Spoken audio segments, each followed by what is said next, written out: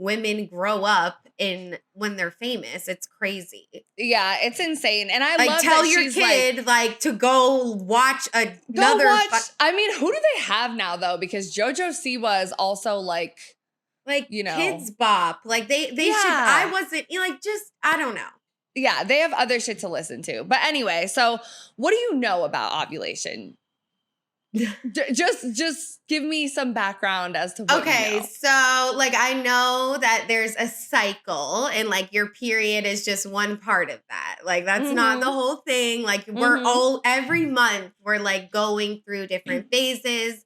I've heard people talk about PMDD, which is like some sort of disorder where you get really depressed on your period. And it's like they take their medication in their luteal phase to like prepare for that. But Luteal to phase, me, yeah. And then to me, ovulation, like this could be so wrong. And I told Fiji before this episode because she planned it. And I was like, honestly, I don't know too much. And it's kind of embarrassing because we always talk about, oh, men know nothing about the vagina and about periods. But here I am, like, I don't know either. So how can I like judge Most them? women don't though. I know. But with ovulation, it's something about the egg for sure. Like it's ovulating. Like common sense is like it's getting ready for something. Yes. Potentially. Yes. Exactly. And it has to do with having babies. Like, yes, exactly. The egg is like preparing to be fertilized type shit. Okay. And we're gonna have a TikTok that explains it better than I probably could because same, I didn't know much besides exactly what you said before planning this episode. And we asked you guys, do you know what ovulation is? And 85% of you guys said yes. And I'm just going to assume that that's like a baseline, like, you know, it has to do with the egg. Like, I don't know how much of you guys are really in depth and know, but maybe you do. But that's what I'm assuming. Yeah. 12% of you guys said kinda and 3% said no. So we're going to watch this TikTok where she explains the whole menstrual cycle. I was someone that said no. Yeah. First, so I think it was just me. Like, what? I mean, at least you're honest, okay? First of all, don't feel stupid because we don't know what we're not taught, and most women are not taught about their cycles. So let me explain what ovulation is. My name is Nicole. I'm a certified holistic nutritionist and menstrual health educator.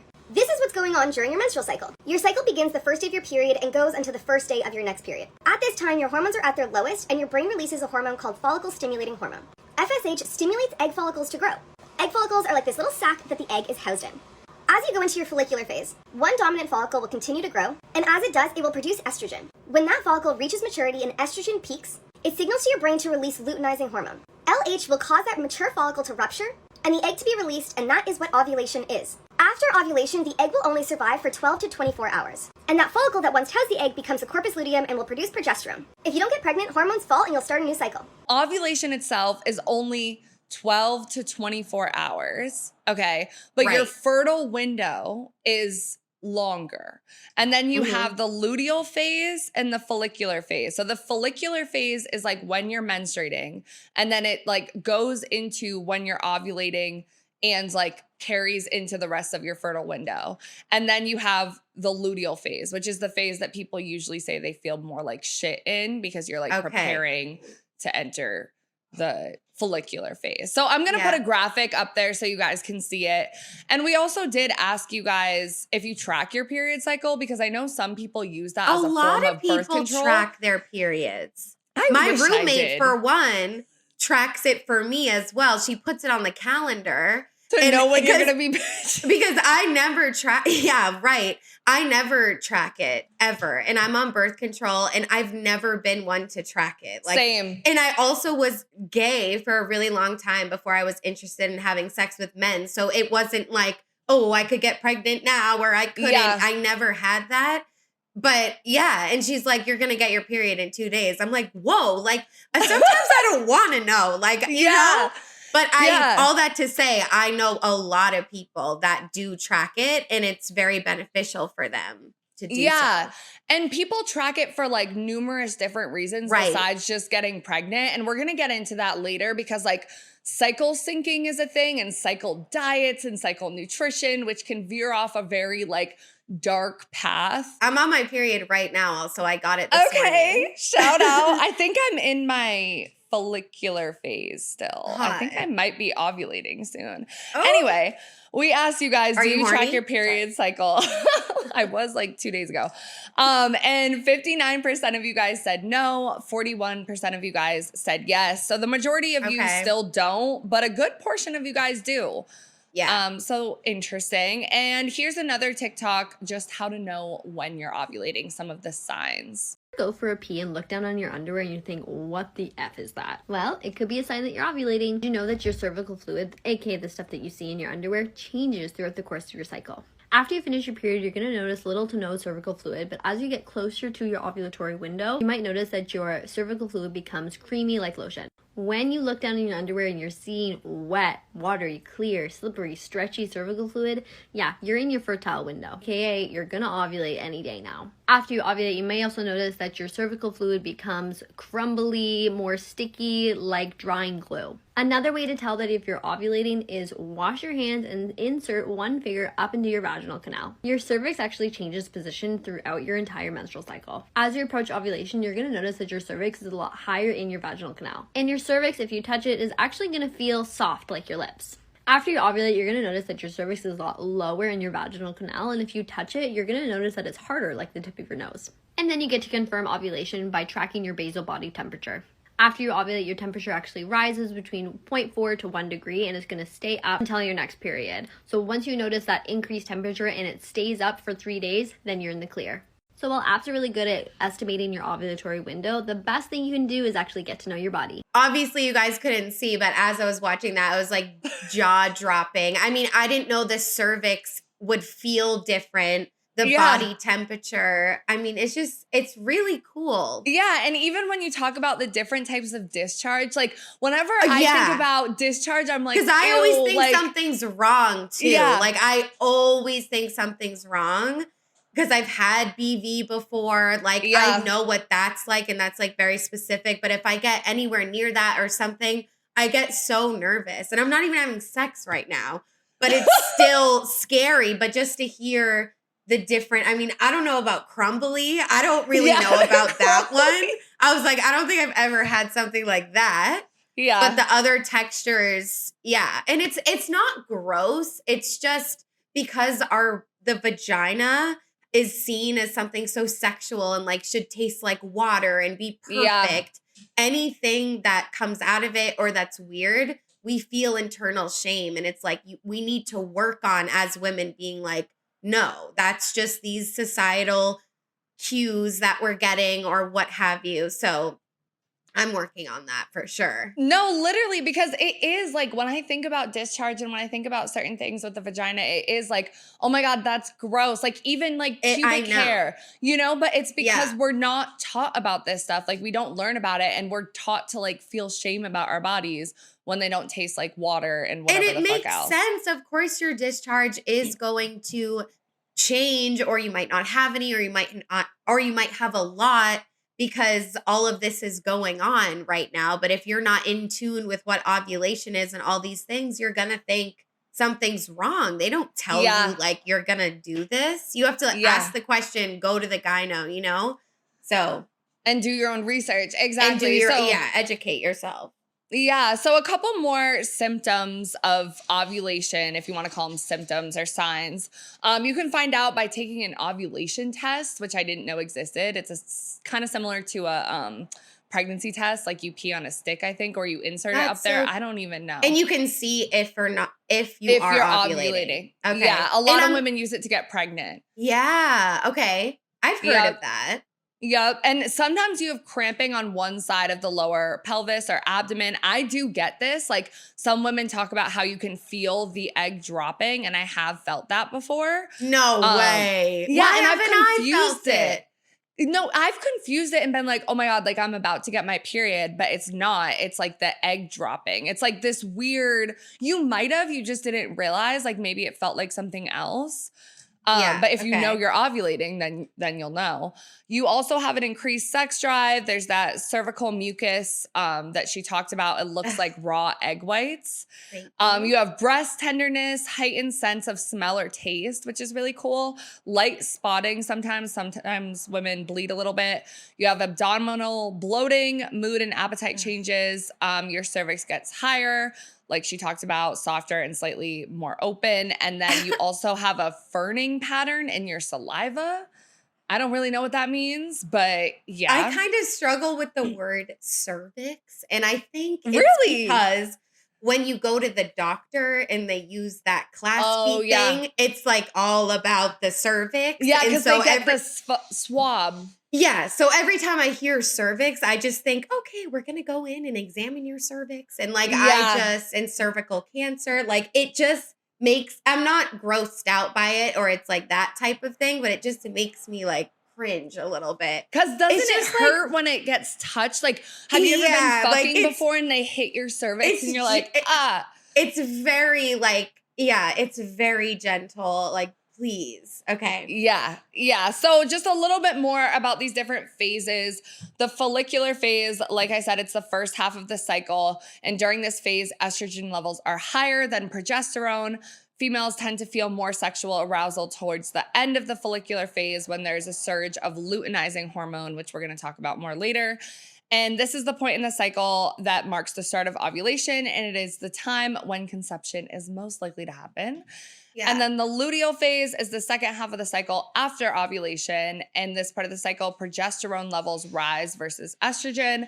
However, both start to decline at the end of the cycle to allow for menstruation, which signals the beginning of a new cycle. As well, you feel less horny during this part of the cycle, and you process emotions differently, which is really interesting. A 2018 study found that late in the luteal phase, females are sadder and experience less amusement in comparison to males. Interesting. I'm like, because it's obviously like some people will feel more horny, but not everyone, you know? That's why they say they tend to feel more horny because I don't know. I'm just going, my mind is going to like, well, what if they don't want to have sex? Like they just don't have that symptom, you know? Yeah. But I feel like it's almost like impossible for me to even answer the questions about my ovulation cycle and how I'm feeling because I've never been in tune with what's happening. I've never thought that I have any difference. The only thing is I'm on my period. I like to eat more salty snacks or whatever. But it's not even, I don't even think or notice that. I feel like I eat salty snacks all the time. So I don't know. No, yeah. And you know what's so crazy? Like I've always been like a really moody type of person. And I remember like both of my parents, like, cause I have PCOS and I also have endometriosis. So like my cycles are weird and I do have like higher progesterone levels. Like, I don't know. I got like tested for all this stuff. I haven't had as bad symptoms as I did in college. But my parents would always be like, oh, you're moody like this because of like your hormones. Like this is like how you are the way you are. And I just think that's funny because I just got diagnosed with bipolar, like I told you guys. But I was gaslighted for much of my life into thinking like, oh, it's your hormones. It's where you are on your period, which can have that effect, but not to that degree sometimes. Like hormones can.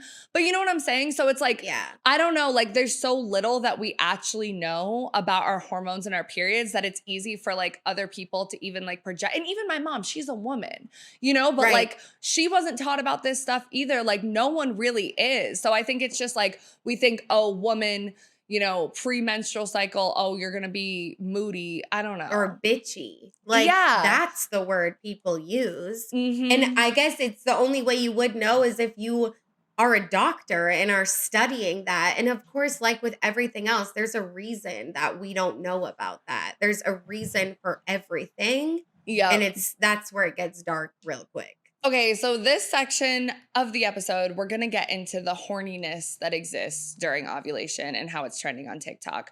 But first, we asked you guys, do you feel incredibly horny when you're ovulating? And 70% of you guys said yes.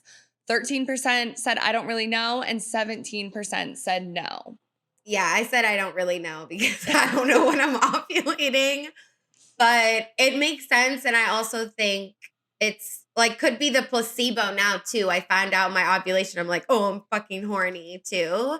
So I don't know, but I believe whatever anyone says. I saw these like TikTok videos talking about ovulation and people talking about it more. I didn't realize that, oh, maybe that's why I'm horny, but I don't track my period, so I don't know.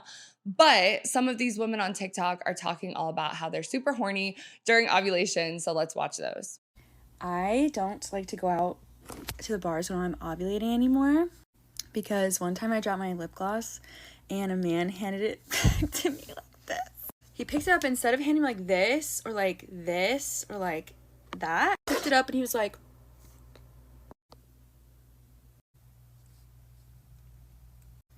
this. Literally was like,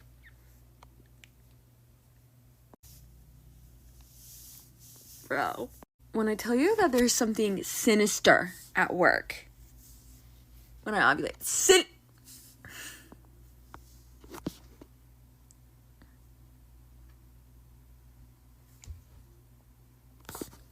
I should not be allowed out of the house when I'm ovulating. I'm a danger to myself and to society. Like, what do you mean I'm attracted to every single one of my coworkers? What do you mean the random man on the subway was looking good to me? I think he was gay. My uterus doesn't care. Oh, she doesn't care. She's like, girl, if you don't get off at the same stop as him right now and stalk him home. Made the mistake of going to the gym also, where men famously are sweaty. Literally lock me away for 3 days. You need to lock me away, throw away the key, slide water and food under the door. Just I need to be in my enclosure, gnawing at the gates, but I need to be locked. I need to be strapped in, not like that. The way the female body behaves during ovulation is absolutely insane. Like, it is almost embarrassing. Like, girl, could you please act like you've been somewhere before? Oh my God. The craziest thing too is like, my body knows I don't want a kid. I know I don't want a kid. Like, you are doing all of this for an egg that don't even want to be fertilized. Girl, please calm down.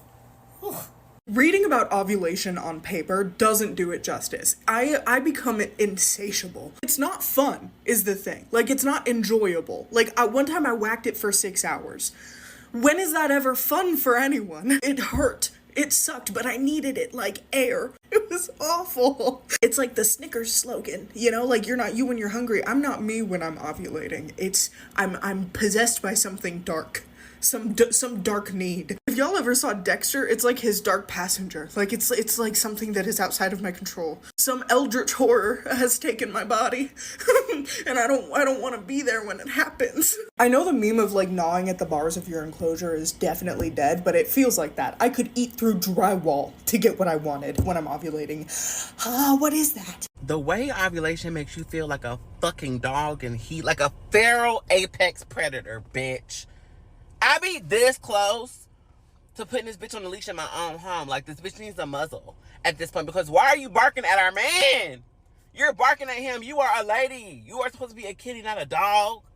Damn. You could be the demurest of divas, bitch, and once you start ovulation, you got that dog in you. Okay, I just have to say, this rhetoric, these conversations, this vulnerability would not exist without TikTok. Exactly. And TikTok really changed the world. I don't know. I had sort of an oh wow moment watching all of those videos back to back that look viral or did really well, which means a lot of people relate to it. And it is so nice to see people on the internet, real people, just like you and I, just like our listeners, talking about their experiences with their cycle, being funny, but also real at the same time. And it's a way of educating too, because maybe watching that video will make someone more intrigued about their own cycle and want to look into it, because already I want to look into it to see. I mean, it's cool. Like, even if you don't want to have kids, it's interesting to know all that your body goes through every single month without us knowing. Our bodies are literally working motherfucking machines, bitch. And it's cool to see what's up with them and how it might affect us in the external world and our actions and all of that. But I thought those videos were hilarious. 10 out of 10 when that woman said, I whacked it for 6 Bro, hours. the way I relate I've never to heard that, anyone say it even like that. when I'm and not ovulating. Yeah. And you said that when and you were then watching you've been like, them. it hurts. Yeah. And you said that when you were watching them, you were like, what if you're like this all the time? And that's how I feel too. I'm like, bitch, I'm horny all the time and I'll whack it like for way too long at any point. And especially when she was talking about, oh, this person on the train, one of my coworkers, that's me always. I'm always thinking about that. I'm not going to act on it necessarily. Definitely not right now, but it is there. Like it exists. So. Yeah. But definitely TikTok has like driven a lot of this because even when I was searching on YouTube for videos about ovulation, it was a lot of like OBGYNs and doctors like explaining what it is, like pregnancy type of stuff, but not as much like funny real life content like these women. So I think TikTok is just doing a lot for women, like you said, and learning and like educating us. And the other thing I'll say too is the podcast Staying Up with Cammie and Taryn. I love their podcast and they are currently going through IVF to try to have children. And they talk a lot about the cycle because they're going through that pregnancy journey where they're both getting eggs retrieved.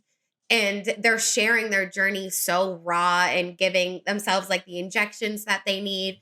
And even I've learned so much through that, you know, if I ever wanted to do that one day. And it's just really cool that people are able to be vulnerable and raw about all of this because like it wouldn't have existed without TikTok. It wasn't the same. And maybe influencers will do it, but I love the TikToks with someone who's not necessarily an influencer. They're just like, I'm going to get on this app and talk some shit because it's the most relatable. Yeah, like real people. So as we talk about learning more about our bodies, we're going to get into the hormone estradiol, which is what makes you horny, I guess, when you are ovulating. Yes. So this article from Medical News Today said the authors of a 2015 review observed that females tended to initiate sex more and showed greater interest in sex just before ovulation.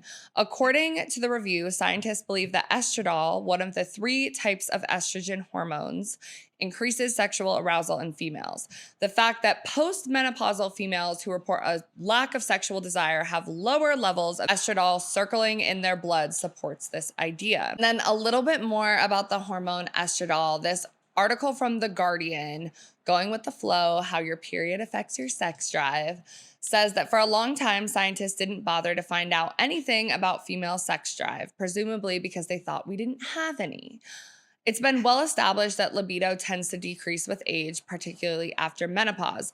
But the handful of studies that attempted to look at changing hormonal levels in sexual desire during a period cycle have largely proved inconclusive until a study published in 2013 in the Journal of Hormones and Behavior in 2013 found evidence of a correlation between the two.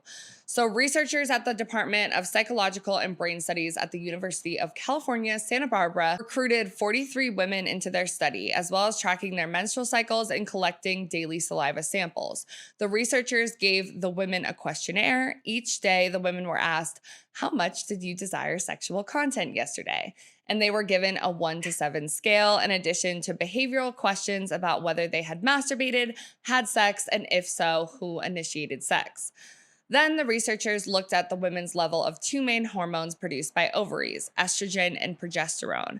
There were 2 main findings. So estradiol, which we talked about before, is a type of estrogen, seemed to positively correlate with sexual appetite.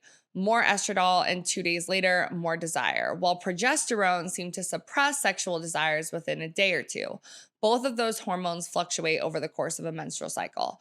The basic takeaway is that women are likely to feel like their sex drive is at its highest during ovulation in the middle of their menstrual cycle. So that's like the 12 to 24 hour window, but also that like 5 days. About 14 days before they get their next period. Evolutionary speaking, this is a good thing since that's also when fertility is at its highest. And then it did also say for some women, it's not just the hormones. The mere fact of seeing red could also affect their sex drive. And essentially one woman said that she often feels hornier when she's on her period and asked if she's weird for that. And that made me think of our episode where we talk about period sex. And a lot of women really liked that episode, a lot of our listeners, because they were like, wait, like I feel like, because I definitely get fucking horny on my period. And it's such a taboo, like feel shame, like whatever, but it's literally science, bitch. And orgasms like feel better on my period too. And is that why the song I See Red is like the way it is? Because what song? I'm not going to sing it because I can't sing in that key, but like I See Red, like the gay By song. who? You know what song this is.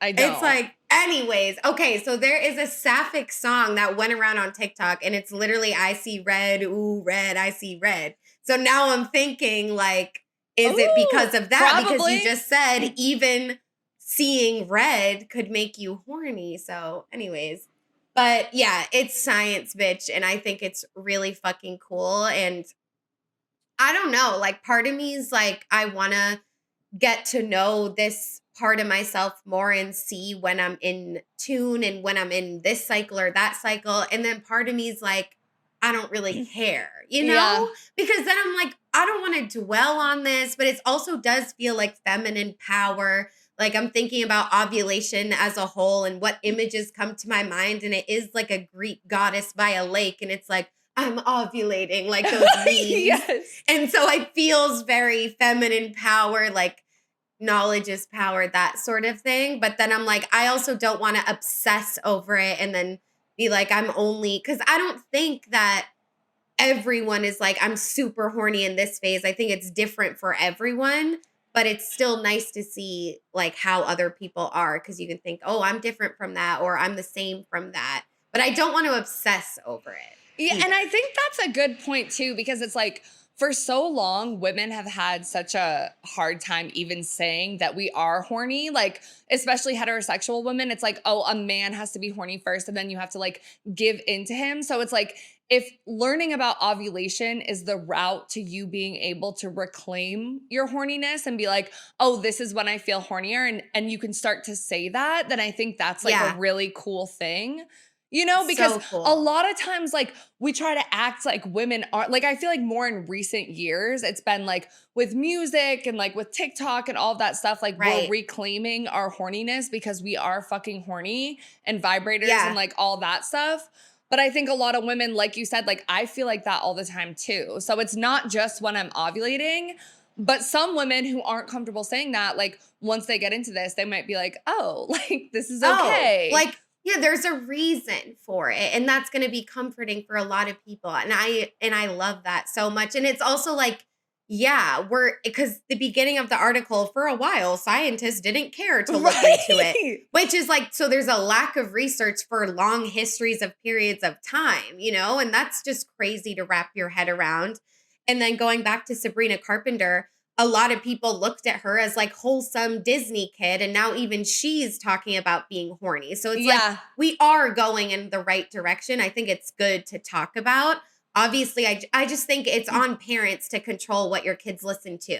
Sabrina Carpenter shouldn't feel shame about making an album to empower women and ovulation. And talk about like, normal come on, bro. woman stuff. Like, and that's why I love that she called it ovulation music, because it's like, this is normal. Like, this is like, horniness is normal. Ovulation is normal. Being a woman, like all of this stuff is normal. And I think that's a good point that you said, like the thing about the research, because we do have a lot of research in here and like more studies that we're going to bring up, but there's still such a gap. And OBGYNs say that all the time. Like even that little thing you were talking about with the cervix that opens, that was like invented in like the early 1900s or 18. I remember watching like a fucking video about it, and it's old. Like it needs to be updated. There's so much shit. Yeah, there has to be a different way. Yeah. When at my first appointment, I was like, and if you guys don't know, I don't know what, I was never diagnosed with anything, but I had a fear of things going inside my vagina for a very long time. Yeah. That's why I would suck dick and kiss people.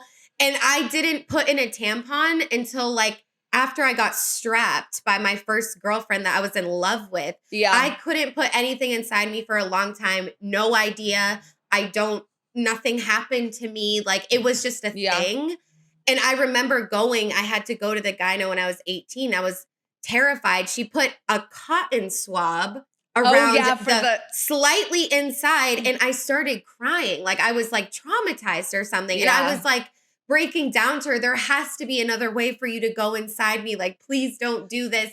And she was like, I remember vividly, she was like, you're right. Like, I wish there was another way. Like, you're valid. Because it is like so and it's invasive. And it feels paralyzing. Like, I can't move. And it feels like, because when I had my abortion, it was something similar to that, where I had to be laid down like that for so long with that, or maybe it wasn't that long. It felt so long. With that just for the ultrasound.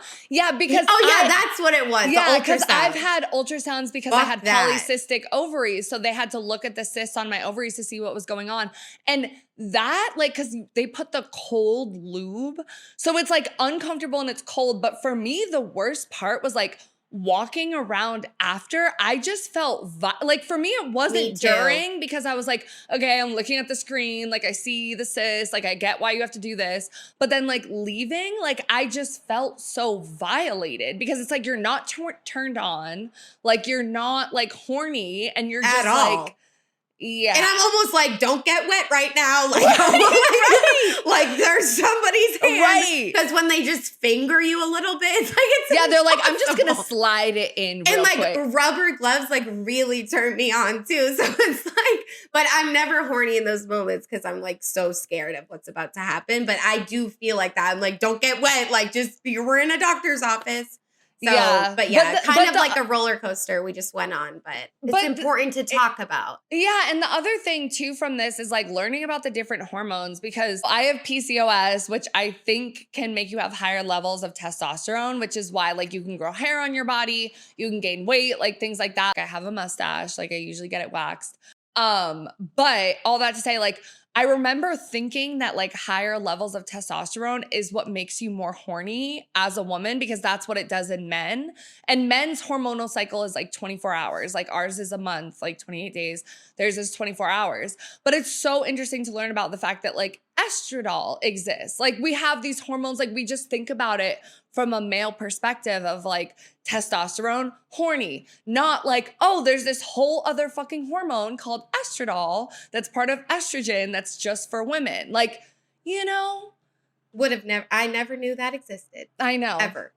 So now we're going to get into the types of sex preferred during ovulation. So this is from Women's Health Mag.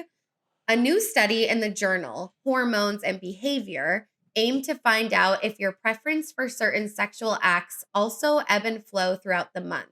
It turns out they were onto something.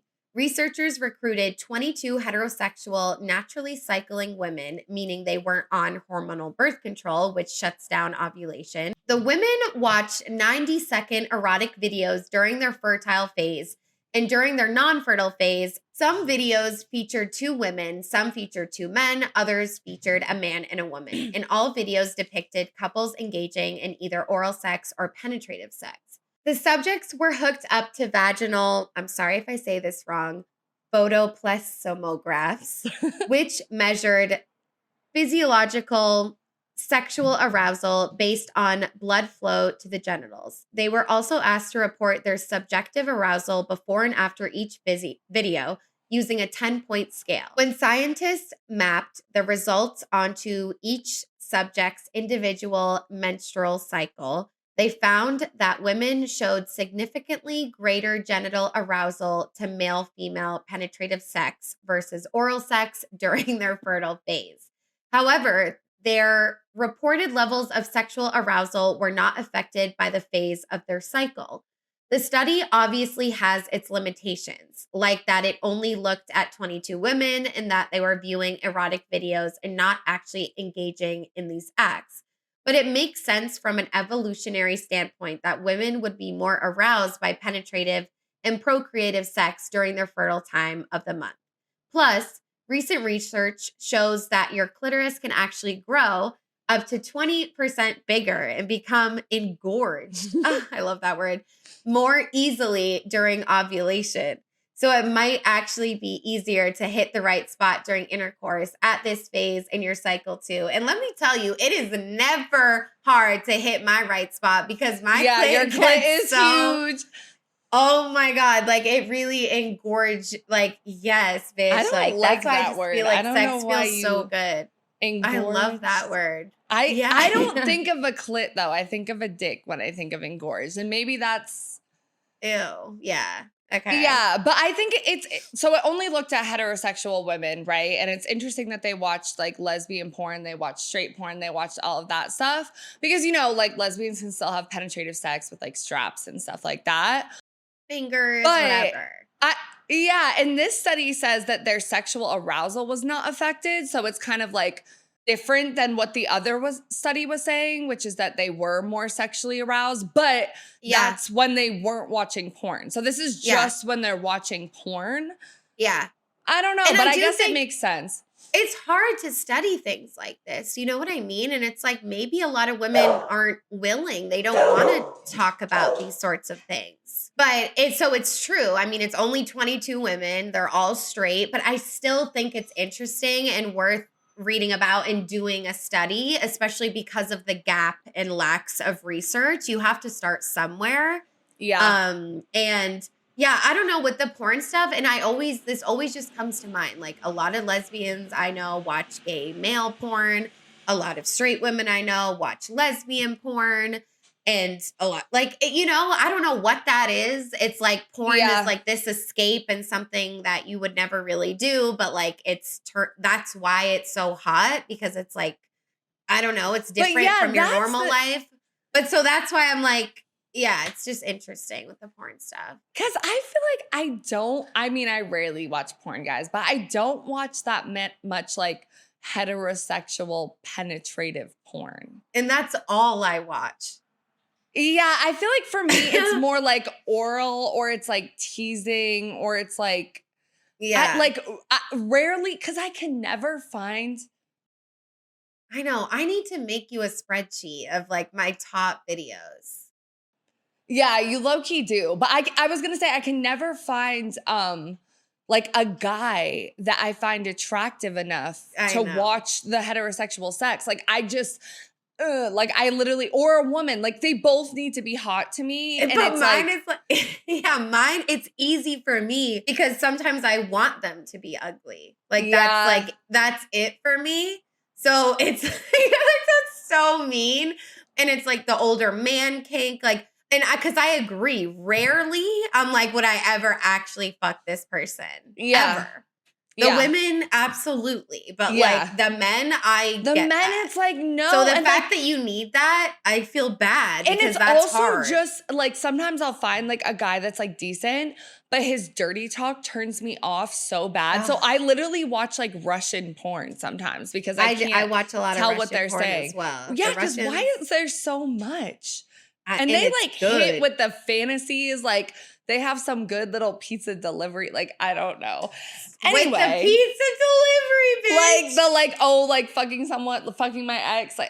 Anyway. Yeah. Attitudes to kissing. So this is also from that Medical News Today article. And a 2013 study found that attitudes towards romantic kissing vary with the menstrual cycle. So females in the follicular phase, which is the phase where you start ovulation, like the 14-day mark, rated the importance of kissing in the initial stages of a relationships more highly than females in the luteal phase. So I personally don't really love kissing unless it's someone I'm really into, but I do think that kissing is a lot more intimate than people think. And it is like, if you're in a certain phase that is, you're really horny, but you're wanting to be more intimate. I mean, it makes sense to me. It makes sense. Yeah.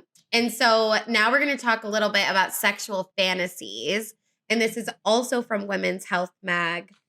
Does ovulation make you horny? Here's what a doctor says. If you're notably friskier during your fertile window, this is what could be going on in your body. Friskier? Like, I'm frisky. I used to like say that, I feel like. That just like brought me back to college times. Various studies, mostly done via surveys, have indicated that women experience libido spikes during ovulation, says Dr. Rumbai Montenega, a doctor and former NHS midwife with an interest in women's health. For example, one small 2012 study from the University of Lethbridge in Alberta, Canada, asked 27 single heterosexual who were not using hormonal contraception to answer a list of questions concerning their sexual behavior and fantasies daily for 30 days. In the non-ovulation period, participants reported an average of 0.77 sexual fantasies a day. This spiked to 1.3 a day in the days around ovulation.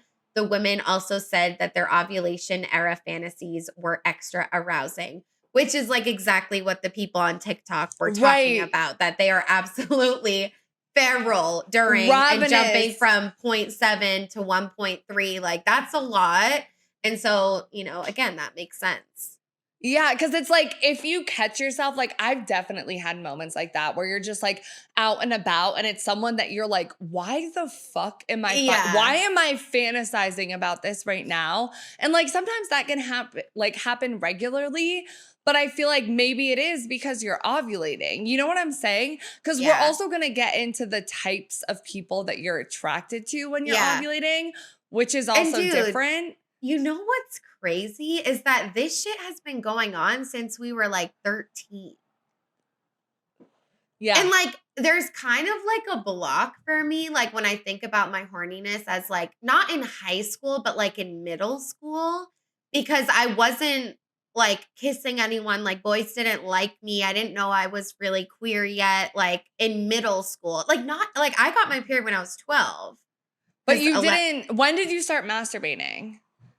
I didn't masturbate for the first time until I was 18 years old, my senior year. Yeah. Same. Oh, yeah. We've talked about this before. Yeah. But I remember feeling, I don't remember feeling horny because I wasn't in tune with all that. But I remember watching certain Disney Channel shows and like kind of like rubbing myself against the couch when I was laying there and like giggling. Like the closest I can think of is like, I remember like hanging out with like a girl that I used to be friends with, and we were like practicing for like hooking up with boys and like rubbing, like, you know, like scissoring essentially, like with our clothes on and shit. So like, I remember that, and I remember feeling like I guess, but it wasn't like I didn't masturbate. And then I remember like having sex with guys or like doing shit with guys, and then like liking it or feeling like aroused after that, but it was never like I was like, oh, like I'm gonna go watch porn, like, you know? Right, totally. And I do remember this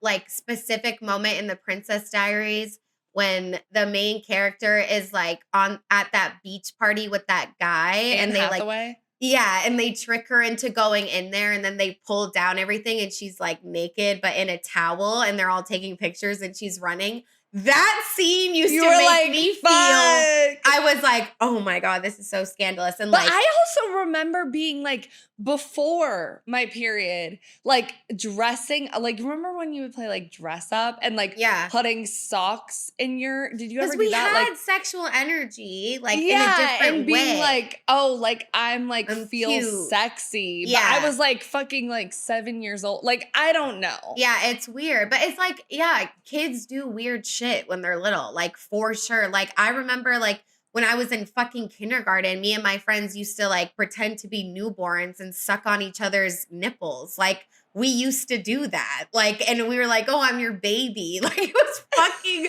so was weird. It sexual though? And we're like, no, it was so like, I just remember doing it. And like, if like, dude, I don't fucking know. But like, like that was so weird. But all that to say, like, it's just crazy. Now it's like, oh, I'm so horny. But were you like, are we like that when we were 14 and we just weren't in tune with that? Because it's so young. Probably. You know? And I know that's when people start experimenting with kissing, and like some of my friends lost their virginity in middle school, like in 6th grade. But I just was so far away from that I was like, no.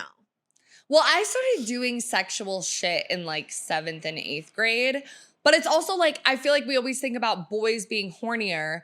Girls are horny too, but it's like boys, like they see it. Like they have a wet dream or they see their dick get hard and they're like, what the fuck is this? Versus like we still get wet and stuff, but we probably like discharge, like your period. You don't really know. Always, yeah, exactly. I didn't even know what getting wet was until like after I had sex with a few people in like high school. Like I didn't even know the concept. It's so sad, dude. You're not alone because I watched like my friends, like my straight friends that were having sex with men in middle school and high school. Like they had no idea. Like they just had no idea. And then it's like, oh, maybe that's why it hurt because I wasn't wet. Like, right, exactly. And there's no like, because lube is like crazy and there's a stigma. And so it's just, it's bad. You just don't know your body. And it's not, and you're going to have the one more thing and then we can pause. Yeah. And if you're going to have early sexual experiences and they do define you to a certain extent and you're not getting wet and it like hurts, I mean, that's not going to help you view sex for the long term. And that's why I know we always say education, but that's why it's so important because not only are we like having these weird sex moments, but it does make you think about sex differently. And it's also like we look at boys when they're that puberty age and we're like, oh my God, they're so horny. It makes sense. Why do we not talk about girls in the same way? When girls start dressing more provocatively or flirting with boys, we're just like, oh my God, stop. Don't do that. Stop. But it's like, it's literally their hormones too. We just only talk about it in the terms of like boys. They just want to shove it down like it doesn't exist. And it's just insane. Natural. And it's because like people are so obsessed with women's sexuality, but to the point where you can't talk about it. It has to be invisible, but it still has to be there because if you don't, like, it's just. Well, the last part of types of sex that you prefer when you're ovulating is masturbation. This article called Why You Fancy People More When You're Ovulating from Vice says around ovulation, Dr. Raquel Hammond, CEO of the Fertility Advantage, a fertility consulting firm, says you might also find yourself masturbating more, consuming more erotica, and having more intense and arousing sexual fantasies. Apparently, winking and sex itself might also feel better generally. Changes in cervical and vaginal secretions can enhance sexual pleasure and desire, says Dr. Hammonds. Some may even experience more satisfaction from an orgasm during this time. And I find it interesting that they said like secretions because I feel like that's why I get like horny on my period because it's like flowing, like it's like dripping. Like I can and you're like feel wet. It's wet. Yeah, you're like super wet. No, I 1000% get that. And I've said this since I was in high school, but every time I have to pee. And like Fiji knows, like I have a what is it? A bladder of steel, like however you say that. Yeah. You, bro, like when we go out, like I'm the type of person that needs to pee every 5 seconds. Every 5 seconds. Autumn pees maybe once, if that. When we were out, I was like, I didn't use the porta potty once at Revolt World because like, I was like, what? Like, maybe it's unhealthy. Someone that has to pee all the time, I'm like, that is concerning. I know. Or a superpower. I don't know. Yeah, but all that to say, like, so when I do realize I have to pee, it's like bad, right? Because I have, and it's like for a long time. And you have the big clit, so it's like huge, bitch. And so it gets stimulated, and like if I'm like about, and that's why it's like they have like pee kinks or whatever, because like when you hold it and then finally release it, to me, feel that. It can feel like an orgasm if you like really milk it out or whatever.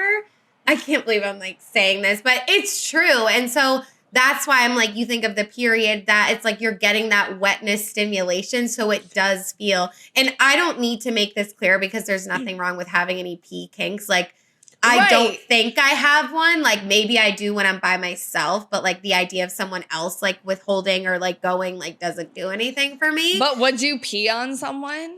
I don't know because I've never had the opportunity. I just like hate the smell. So I feel like maybe like right before and like during I would be like turned on, but like immediately after it's done, I'd want to like go shower for 5 years and like on the floor, like no. Like Yeah, I'm not a dog, like no.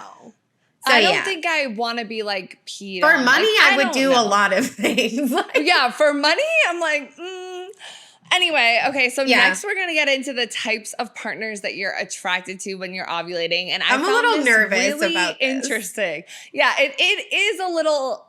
It's a little weird. So we saw that already in the TikToks, right? Like people were talking about like someone you would never normally find attractive. Now all like of a sudden he was you're like into. gay and I knew that, but I still, But you were still into him, right? Or his hands or like whatever. So that same article from Vice, Why You Fancy People More When You're Ovulating, says Christine Garver A.I.R, an assistant professor of psychiatry at the University of Colorado, says scientific literature finds that women's romantic partner preferences shift across the ovulatory cycle in predictable ways, referring to research specifically on cis women who are attracted to men. When nearing ovulation, women's preferences for men with traits that may connote, quote, superior genetic quality, end quote, which we're going to get into weird territory because anytime we talk about superior gender, whatever, it makes me think of Andrew Tate and all the manosphere stuff and like all of that. But we have to remember, we are bodies. This is science. This is just what research found. We'll break it down after. So superior genetic quality tend to increase compared to other times in the ovulatory cycle. Basically, if you find yourself fantasizing about that hench guy from the gym who usually gives you the ick, it might be because your body wants you to have babies with him. There are studies to back this up. One 2005 study found that during the fertile window, cis women in straight monogamous relationships become more attracted to men other than their partner, especially if their partner isn't, quote, symmetrical. In other words, they're more attracted to those with conventionally attractive looks and therefore, quote, stronger genes. Wait. I'm sorry, but this is like literally like we're animals. Like, you know how they say like birds are attracted to other birds with like a sharp beak because like, then they can chop the food better or like some like evolutional reasoning. And I know that we were descendant from apes and we do have animalistic qualities, but this is literally like if this was talking about like geese or something, it wouldn't make me mad. I'm like, that makes sense. But like now I'm just like, what? Like I don't even notice if someone's symmetrical. Is anyone really symmetrical? Right. And also like the beefy gym guy, like that's not my type. I like a skinny artist. Like, yeah, she does. You know what I'm saying? Like I don't like that type, but I guess when you're ovulating, that might be what you go after because back in caveman times, they could fight better. I don't know. I'm telling you. Okay. But, okay, so going on. While the above makes sense, it also doesn't really take queer people into account. Lesbians, for example, don't just suddenly turn straight for 24 hours because their bodies are telling them to make a baby with a guy who has a symmetrical face. Thank you. But according to studies, they also experience heightened desire during the fertile window. It's not just directed towards men, obviously. So that makes me think of that TikTok at the beginning where the woman was like, we're not even trying to have a baby. Like she was gay. Like, why are we feeling this way? Yeah. And then it goes on to say, well, research on ovulation in women who are not attracted to men is limited during ovulation. Sexual desire corresponds to a woman's sexual orientation, asserts Dr. Raquel Hammonds, the CEO of Fertility Advantage, a fertility consulting firm.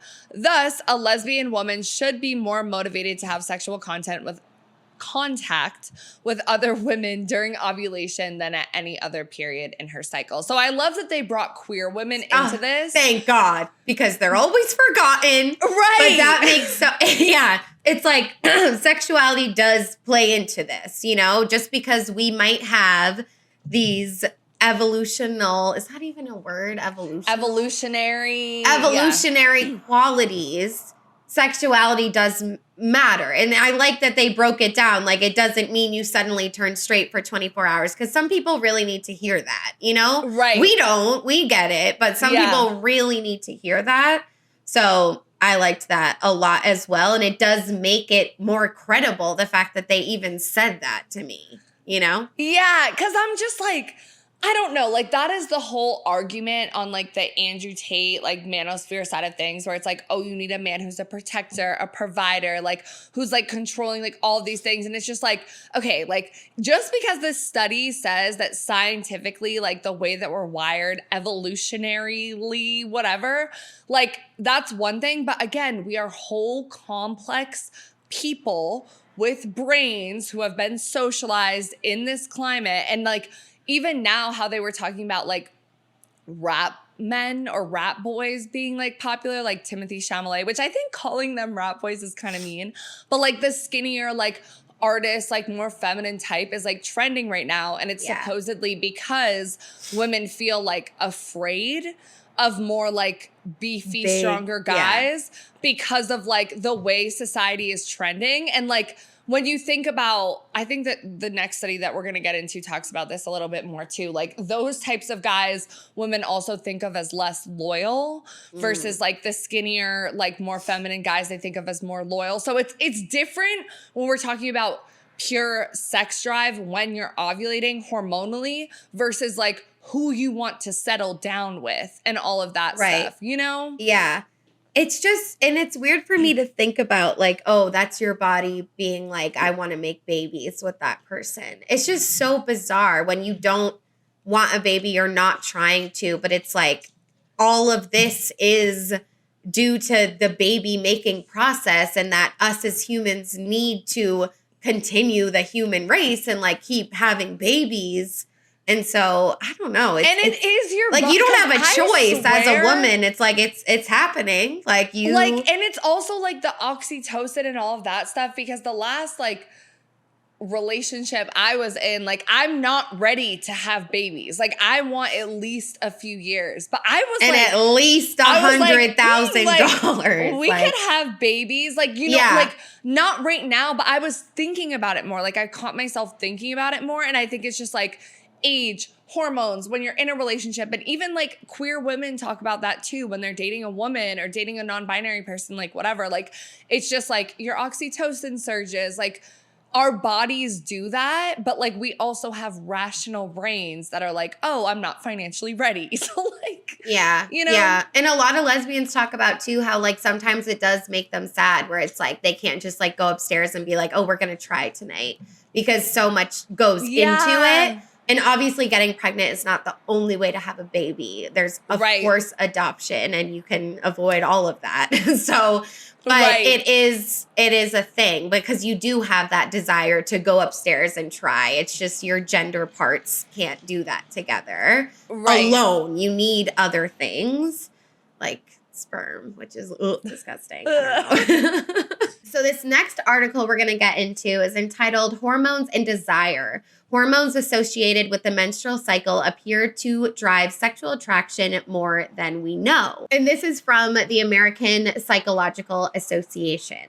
So one psychologist investigating how ovulation affects women's preferences in men is Steve Gangestad, PhD, Distinguished Professor of Psychology at the University of New Mexico. In recent work, Gangestad and his colleagues recruited 66 young couples, assessed the male partner's intelligence, and, using photographs, gauged their facial attractiveness and features.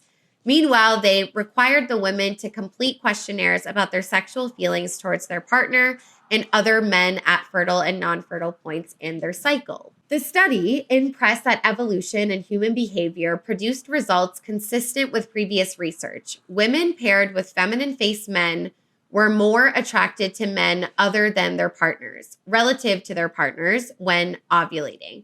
The same effect was found for women with facially unattractive men, though not when the researchers controlled for men's facial masculinity or femininity.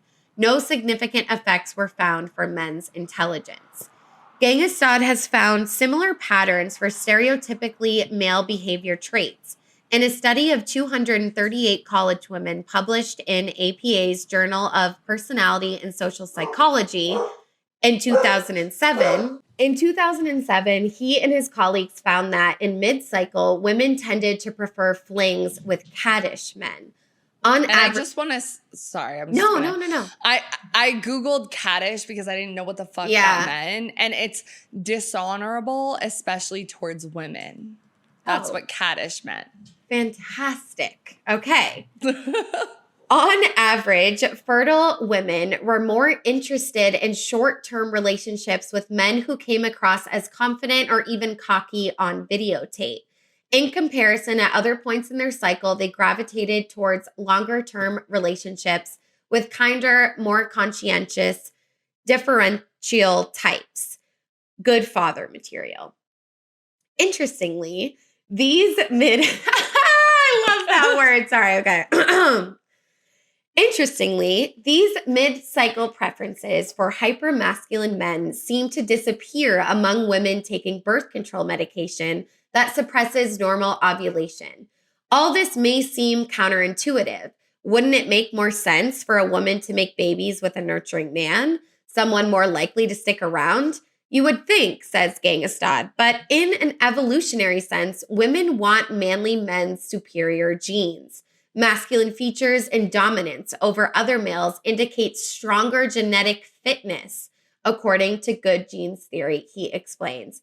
This is so fucking interesting. I really, really like this. And I think like out of all the studies so far, and maybe it's because they had 238 people versus like 22 or whatever, but because this is the shit I'm more so interested in maybe too, about how it affects like your relationships and like who you're attracted to.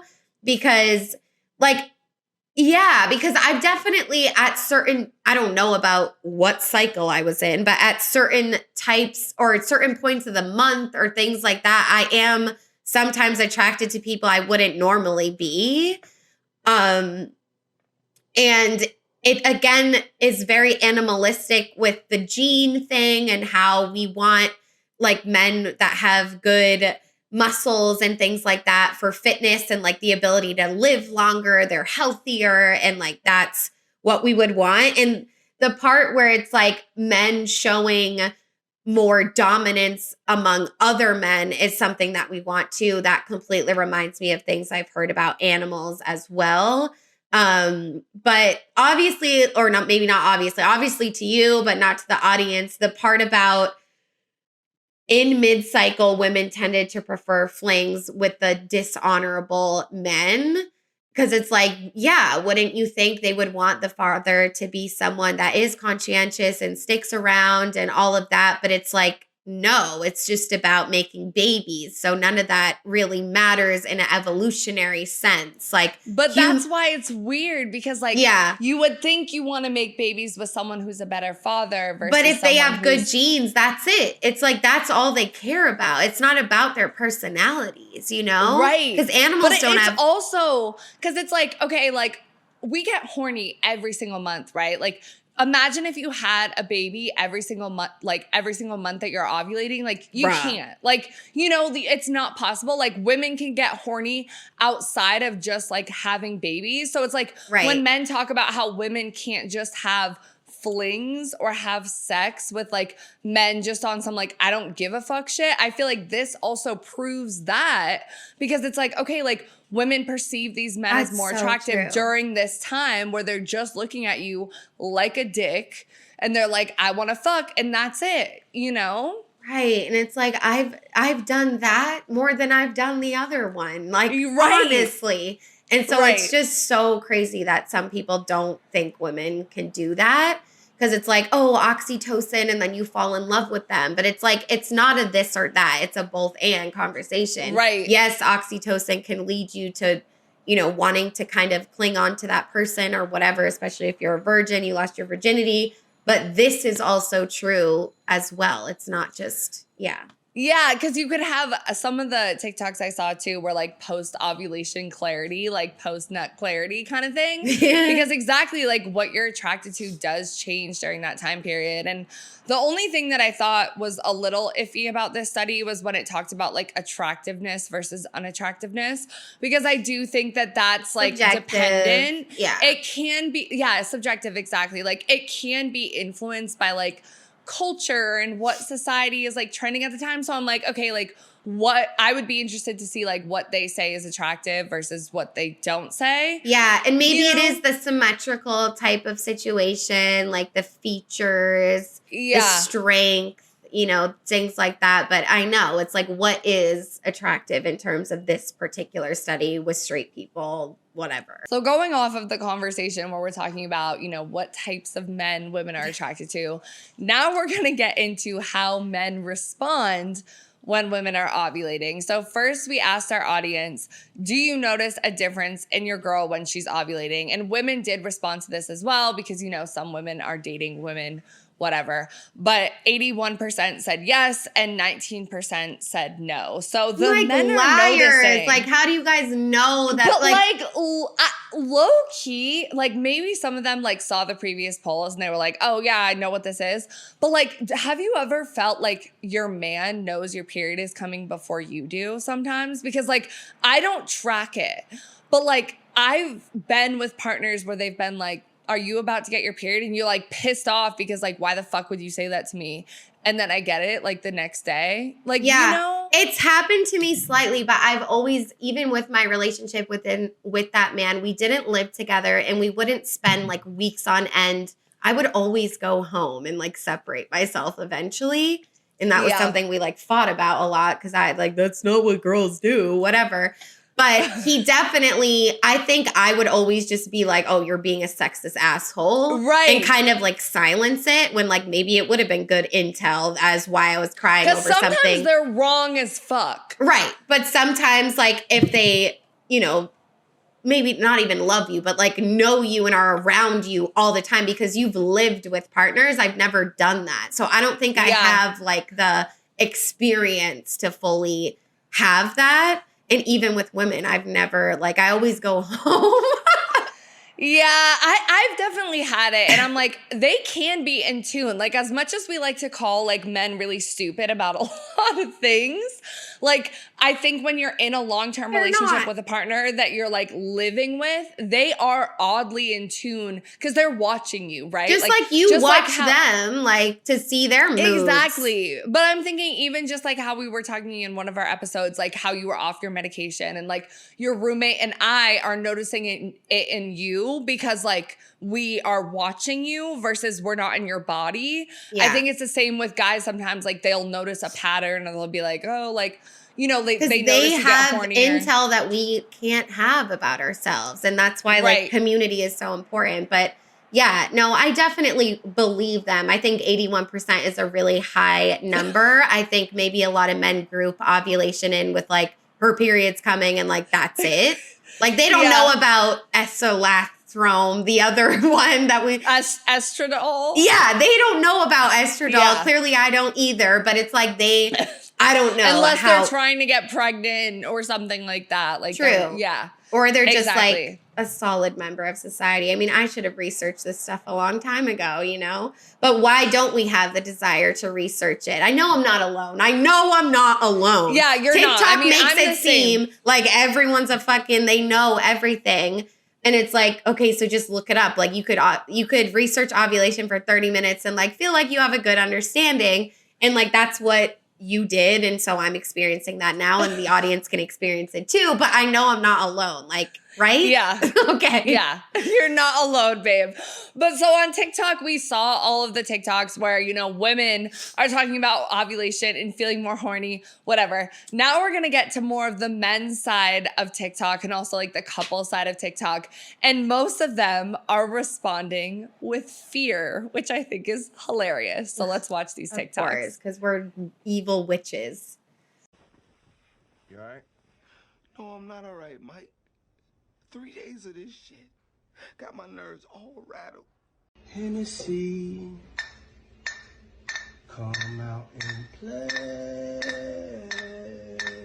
Babe, I'm running late. Can you pass my keys? I don't know. Can you pass me that d***? What'd you say? I said, can you pass me that d***? Just look at you standing there with your white vest and gray shorts. You look like a whore. I'm finna get me some d*** tonight. I like the way you change those gears. When we get home, you finna change my gears. Hey, yo, bro, what's all that noise in the back? Are you in the jungle or some shit? Bro, it's my girl. She's been ovulating all day. I don't know what to do. Okay, have you locked the doors? Yeah. I've locked the door. Oh, shit. Bro, you need to leave. Run for safety. I'll call you back. Hey, babe. You alright? You hungry? Yeah, I can order us Chinese. There's a new Chinese spot that opened down the road. I thought you were hungry. Nah, nigga. The only thing I'm hungry for is that dick. It's a Sunday. It's the day of rest. Yeah, you can rest after you've given me that dick. Now take your pants off. I don't give a fuck if it's attached to you or not. We can do this the easy way, or we can do this the hard way. What's it gonna be, sunshine? Drop them drawers. Denzel. Denzel? Look, lady, I just want to... Ah! Drop them drawers. Show me that ass, nigga!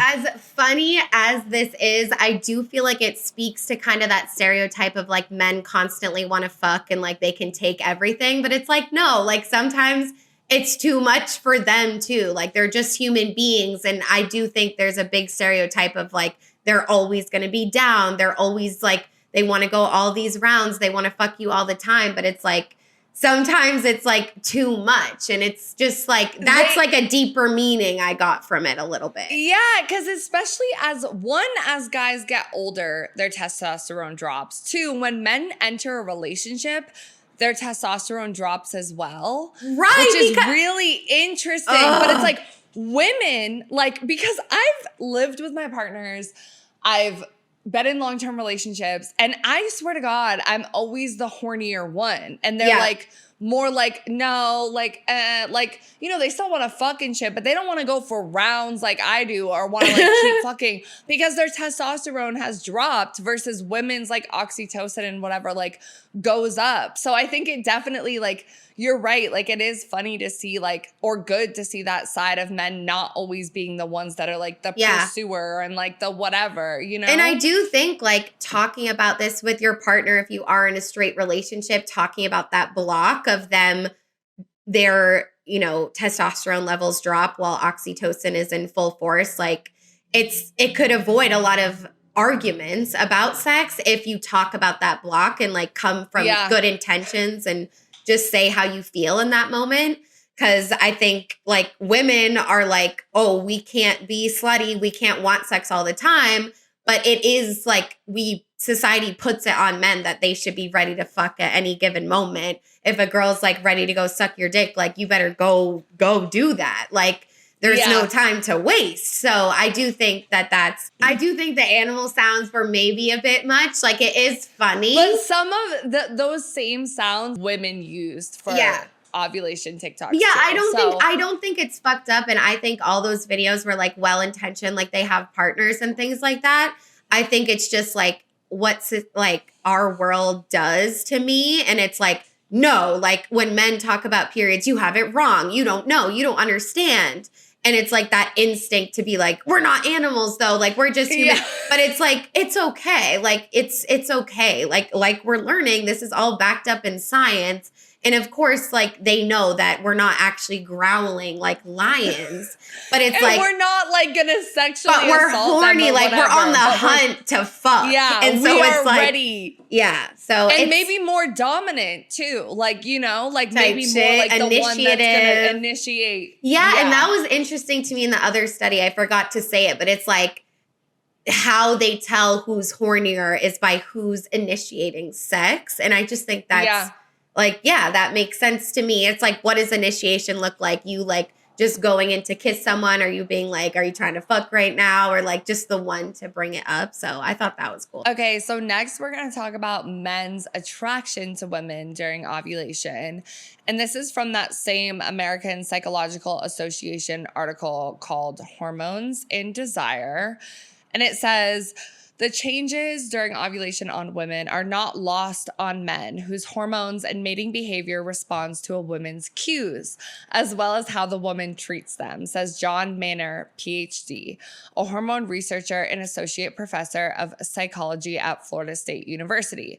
To illustrate, in one of his studies, men actually inched closer to a woman and mimicked her gestures more when she was ovulating. Men also get more possessive of their women and more loving towards them during ovulation, finds various studies by Gangstead and Hazelton. Most likely, this is also to stave off the competition. But how do men tell when women get their LH surge? Most obvious are the visible cues, the increased flirtatiousness, the more attractive dress. But there are also more subtle biological signs that research is just beginning to uncover. Among the most compelling findings in this area are those concerning smell.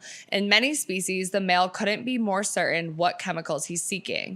Male dogs and apes, for example, will sniff females' behinds to discern signs of sexual readiness. And the male giraffe will instigate urination in the female with a nose tap, then check her output for signs of estrus. Nothing that obvious goes on in humans. Thank God. Right. Because the amount of times a dog has fucking jammed its mouth like in my butt is insane. Like literally they go crazy. They think you're one of them. They think that you're I'm one like, of them. I know. Okay, but men do respond hormonally to the sense of ovulating women. According to research Manor has conducted with Florida State graduate student Saul Miller in a study published online, Psychological Science, Volume 23, number 2. In December 2009, 105 undergraduate men smelled t-shirts of young women who were either near ovulation or far from it. In 2 studies, the men also smelled unworn t-shirts, which served as controls. Results showed that men who sniffed the ovulation scented shirts displayed higher levels of testosterone than men who sniffed the non-ovulation or control shirts. But how strong was the response and what could this mean? The effects on testosterone are medium and we're not sure of the behavioral effects, but other studies suggest the testosterone effects are large enough to produce changes in behavior, says Manor. So it stands to reason that a man is more likely to be attracted to an ovulating female and to pursue her as a partner. Not that spikes in testosterone are dependent on ovulation. Most heterosexual men get a significant testosterone boost after just briefly chatting with an attractive woman, suggests a study of 149 undergraduate men published in 2010 in the Proceedings of the Royal Society. In comparison, testosterone stays level or drops after a conversation with another man. I'm assuming if they're heterosexual.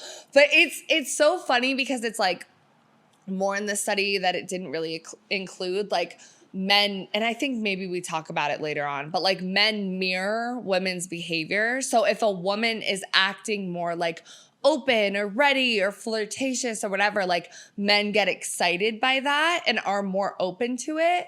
Yeah. So that's like a little bit of like, it's hard to tell because their testosterone rises just when they're talking to an attractive woman. But I think the t-shirt smelling thing was particularly interesting.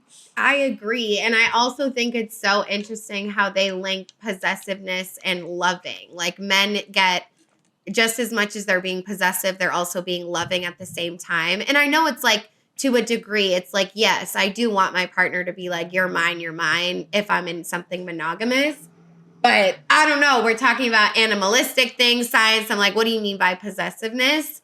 But yeah, I mean, the smell's huge. Like I've seen those trends about the pheromones perfume that women will wear and like their man like goes fucking crazy or whatever. Yeah. And that's something that's always been super interesting to me and something that I don't really understand. Like, do you feel like you're attracted to like certain smells like really hard? Oh yeah. Like the men that I've like dated and been like in love with, like I don't care if they're like sweaty, gross, whatever. Like I just love their smell. Like I just want to sniff them. No, and, I like, sniff smelling people them all the turns me time. on. Like when I was gonna meet Drew Afro and I was like, I want to sniff her, and you were like, okay, well, maybe don't do that. She doesn't know you. And I was like, no, like, just like I'll smell it in, like not directly.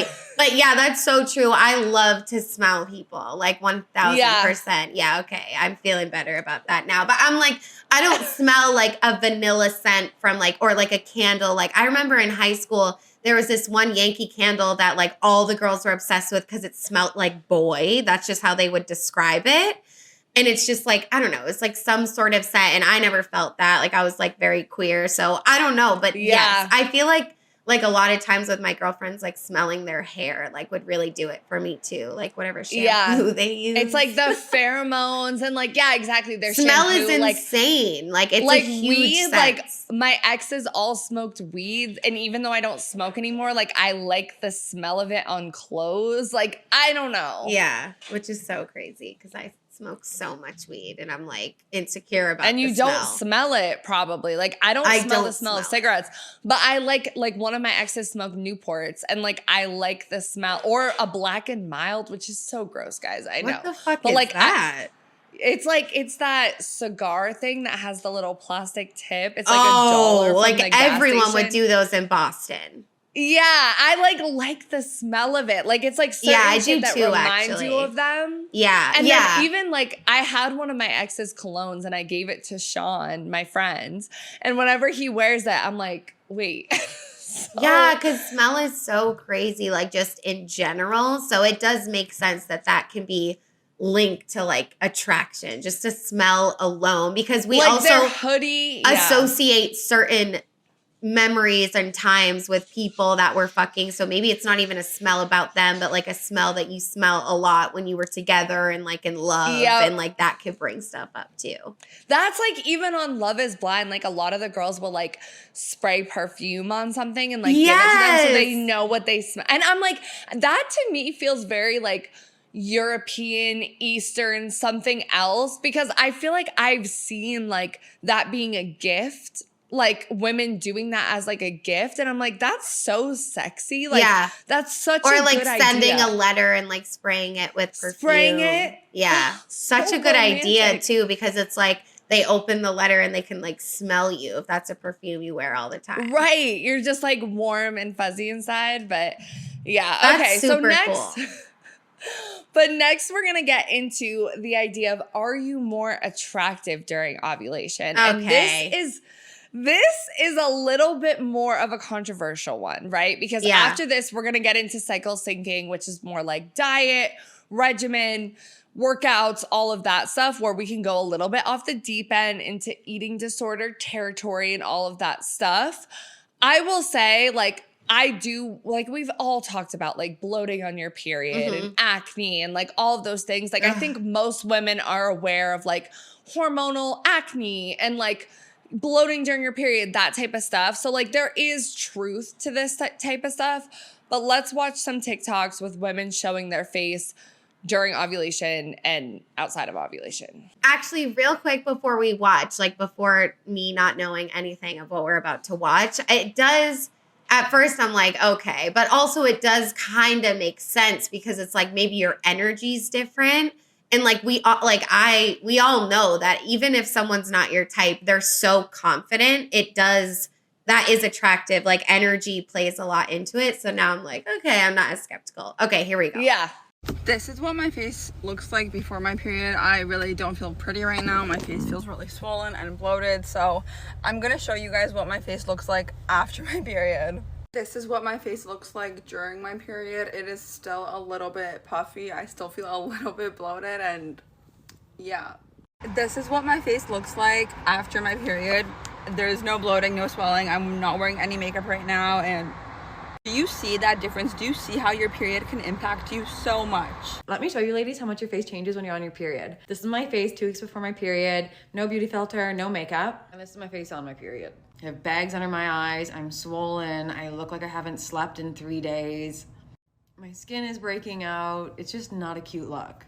Why am I showing you guys what I look like at my worst? Because I wish somebody had told me that I didn't just get beat with the ugly stick once a month. Also, I feel like when you're equipped with this information, you can better plan your schedule, like not going to have photo shoots done for the duration of my period because I'm gonna hate the photos. Anyways, if you woke up looking like you got beat by the ugly stick, just remember that in a few days' time, you will be back to your beautiful natural self. Bye.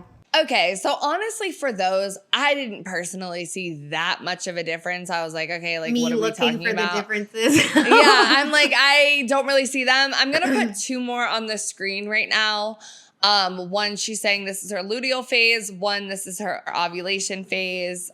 Same for the next one. It's follicular phase versus ovulation phase.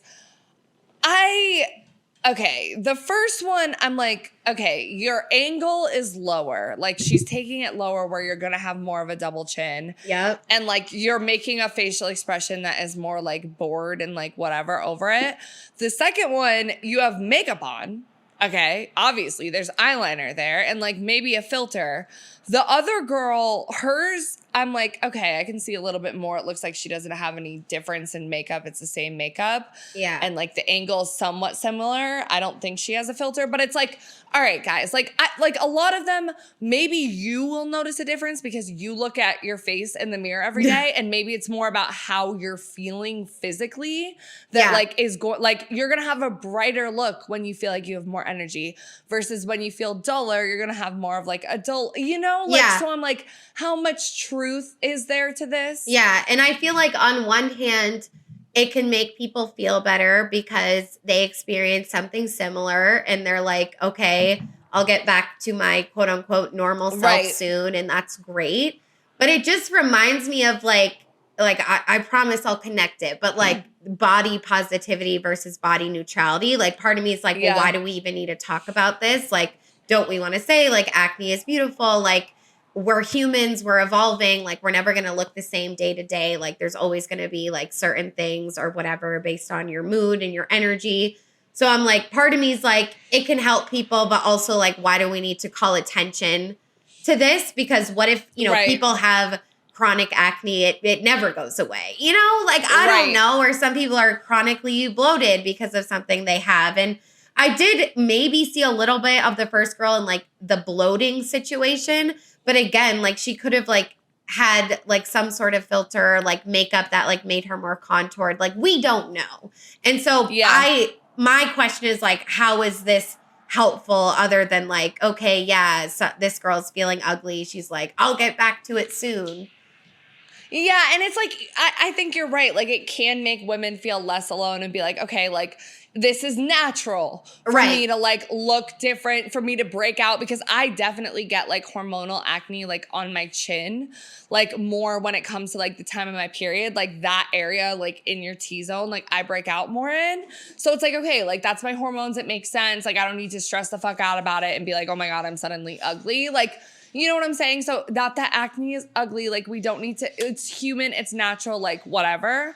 And but she did kind of say that, the second girl. Like, she put on the screen, like, and all of this is natural and okay. So her video is, like, a little bit better, and she didn't do, like, the before and after. I just think before and afters are, like, triggering for a lot of people. Yeah. Maybe not triggering, but, like, reminds them of, like, bad times. Like, you think of the, like, weight loss before and afters, the plastic surgery before and afters. It's just, like, like, why are we so obsessed? And a lot of people look back on old photos of them and feel body dysmorphia. I do. Like, it's really hard, those, like, comparisons. So while it is cool to show growth or, like, you feeling more confident, like, that's all good and fine. But I do think as a society, we're a little bit shook by before and afters because a lot of them are so negative. But again, it's like, you know, we weren't talking about this before, and at least it's being talked about more. And there's always going to be those elements of TikTok of like those videos of what's wrong with me on my face or how can I be more beautiful. At the end of the day, it is a very app that congratulates beautification of everything. So yes, it's never going to be perfect. I don't think it's the worst thing, but it's not something I'm like, yes, I love this fucking video. Yeah, and we're going to get into the capitalism about that in a little bit too, which is really interesting. But first, let's talk about a little bit of the research behind, like, does your face change during ovulation and your menstrual cycle, whatever. So from Women's Health Mag, again, in terms of perceived attractiveness increasing during the fertile window, this is also supported by studies, including one done back in 2004. Which found that both men and women judge photographs of women's faces that were taken in the fertile window of the menstrual cycle as more attractive than photographs taken during the luteal phase. And from APA, most animals aren't shy about showing their interest in mating. The male frigate bird puffs out his throat into a gigantic red balloon. I told you there was some shit about birds. Yes. Female cats yowl and spray urine during estrus, their time of ovulation and sexual receptivity. And in female When they're in chimps, heat. right. And in female chimps, estrus swellings of the external sex organs can get as large as a cantaloupe, not something a male could easily miss. The male of the species generally doesn't broadcast his constant readiness for sex and during her window of fertility at ovulation. The female doesn't display any outward signs. Some biologists and anthropologists have theorized that this loss of estrus in people make us less driven by sex hormones than other animals. But according to a steady stream of new studies by evolutionary and biological psychologists, that may not be the case. This research indicates that the hormonal changes of a woman's monthly cycle may be more powerful than we've ever conceived, compelling women to advertise when they're ovulating and men to notice. Although women aren't showing off swellings, yowling, or spraying, studies suggest that they may dress more provocatively, flirt more, and possibly become more sexually excitable for roughly 6 days mid-cycle, before and after ovulation. They even show minuscule shifts in voice pitch, scent, and skin tone, some studies suggest. There is evidence that women take more care to look alluring during ovulation, notes Hazelton, an associate professor at the University of California, Los Angeles. In a study published in 2007 in Hormones and Behavior, Volume 51, Number 1, she and colleagues had 40 judges determine the degree to which 30 young women tried to look attractive at different points in their menstrual cycles. The judges rated separate photos of each woman on grooming and eye-catching dress. One photo was taken as the woman's levels of luteinizing hormone, LH, surged before ovulation, and the other was taken in the non-fertile luteal phase. At well above chance levels, the raters labeled more of the ovulating women than luteal phase women as trying to look attractive, 60% versus 40%. However, none of the women in this study chose very revealing clothing. They were, after all, headed to a university lab where they might run into their professors. But it appears that ovulating women do select skimpier apparel than their luteal sisters, who, when attending parties and other such social events, finds psychologist Christina Durante, PhD, a postdoctoral fellow at the University of Minnesota's Carlson School of Management. In one study connected with Hazelton and published in 2008 in Personality and Social Psychology Bulletin, Volume 34, Number 11, Durante's team had 88 women draw pictures of outfits they planned to wear to a hypothetical party that evening. Not only were fertile phase women more likely to draw more revealing outfits, but those in happy long-term relationships planned outfits that were almost as provocative as those of single women. Durante theorizes that the committed women may have opted for slinkier outfits to retain their partner's interest. They were told there'd be lots of sexy people at the party, says Durante. So it's possible these women want to be on their game since others may be vying for their man's attention. Some of these studies suggest that women's voices get higher because their soft tissue becomes more symmetrical, even that their skin tone changes, becoming more textured and vascular. So what I found the most interesting about this is that there's like some research that shows like, okay, your face may be different during ovulation.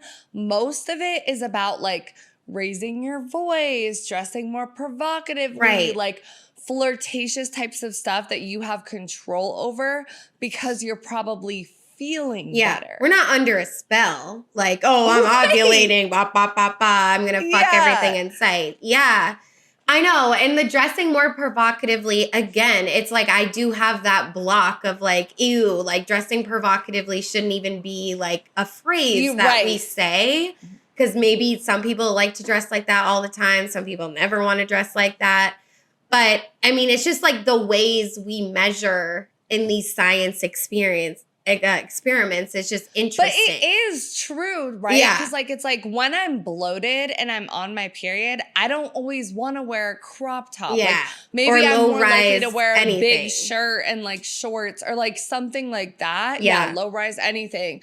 Exactly. So it's like, it's about, I feel like it, and it did say stuff about like your sun is different and like there is some like small changes, but I think it's so much more about how you feel and how you're acting because of how you feel. And that's hard to, measure exactly. But I do think the voice changes, like I see that in myself, like similarly to we feel like we have a customer service voice or an answer the phone voice. Right, when you're flirting. Like, hello, this is Autumn. How can I help you? Like, I don't talk like that. And when you're flirting, like, you're like, hey. okay, like whatever. Right. Yeah, so I definitely relate to that one a lot and can see that within myself. But part of me is like, well, am I just flirty? But it's like impossible because I haven't been tracking these cycles. Like maybe it's really spot on for me and I just don't know because I don't know what time of the month it is. Right. So, yeah, I don't know. So maybe it's something to pay attention to. Yeah, I need to get on the cycle tracker, but it just feels like another fucking thing to do. Right. And I'm not, But anyway, so we're going to talk about a little bit of the risk in women, like comparing how they look when they're in one phase versus the other, during menstruation, during their menstrual cycle, during ovulation, whatever. So this article from Dazed Digital is called, Does the Luteal Phase of Your Menstrual Cycle Really Make You Ugly? According to TikTok, you're not ugly, you're just in your luteal phase.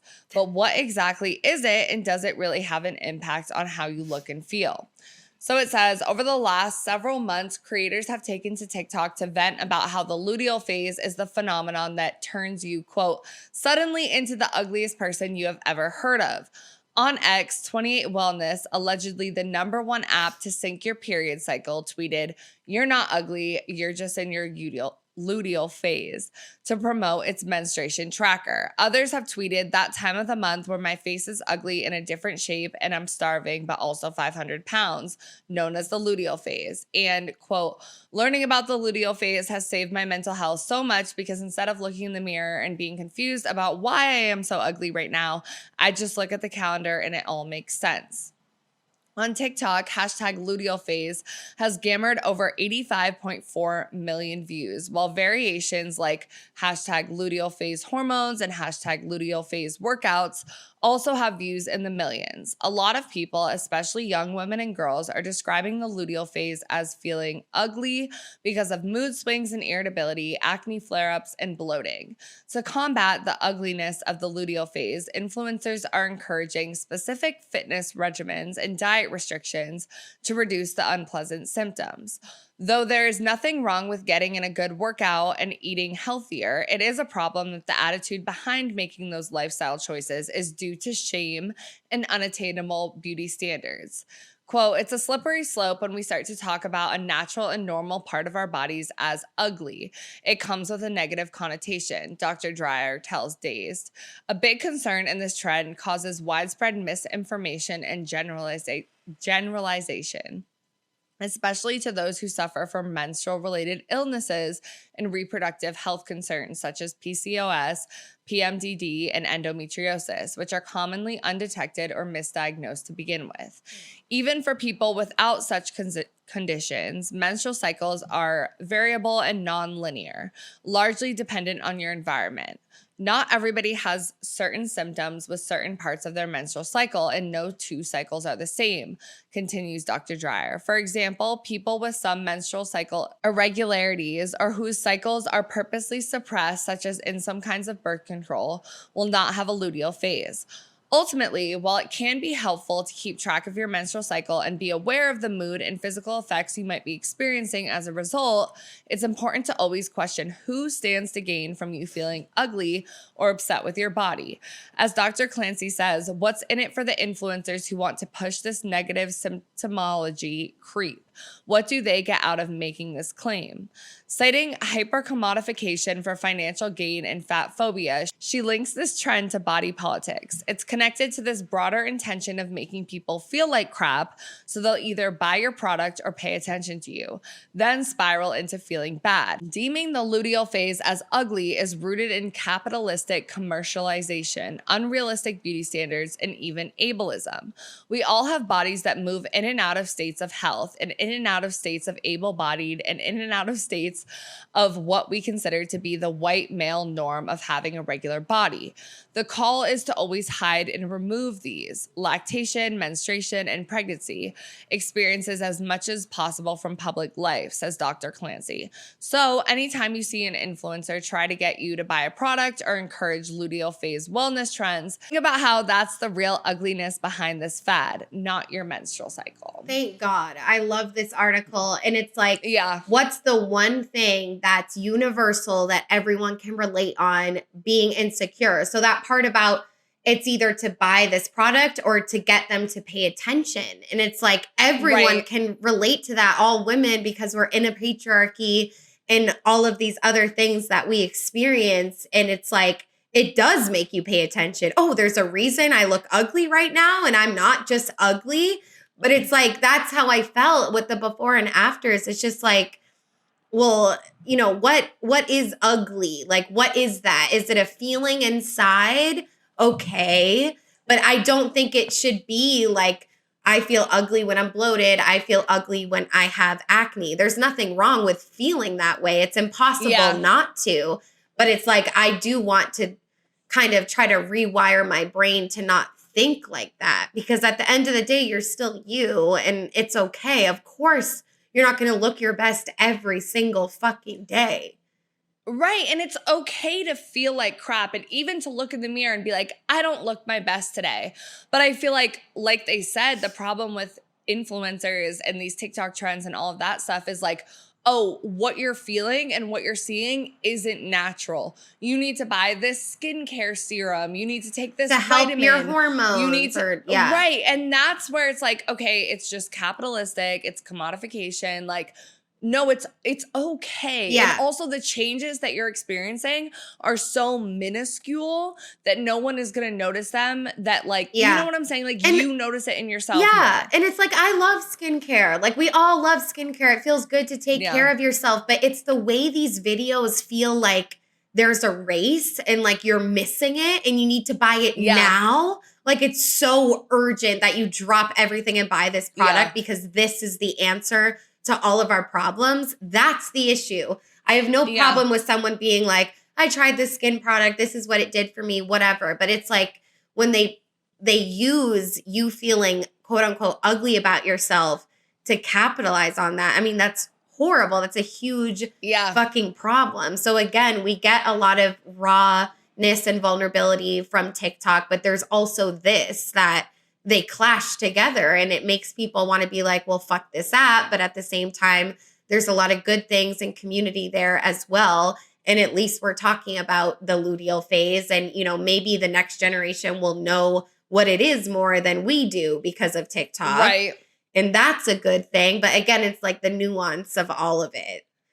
Yeah. And that's the thing too, because it's like marketing is all positioning to show a gap, right? Like, it's to show that there's something missing, so you need this product. Like, this company solved this issue. Like, this skincare company discovered the fucking source of why you need this. And that's why it's like media literacy is so important. And I find that all the time when we're doing research for episodes. It's like I forget, I think it was the therapy one. I found this quote where I'm like, oh, this is perfect for what I want to use.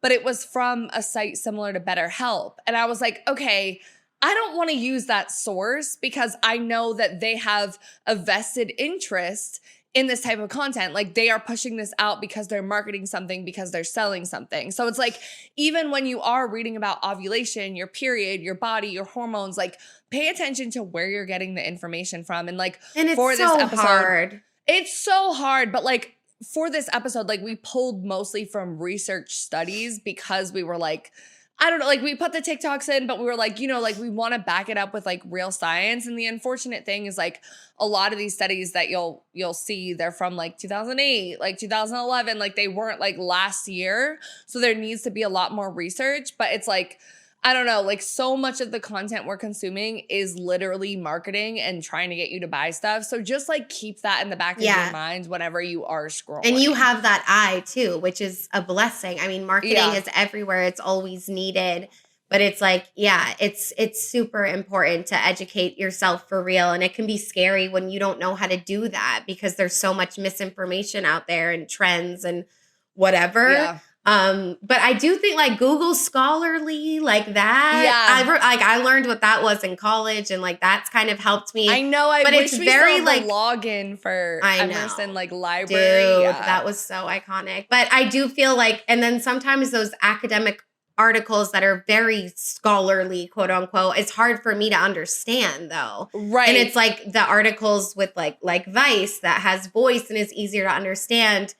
They're not Vice, but a lot of those articles, like even some on the Medium, it's like you can't always trust it 100%. Right.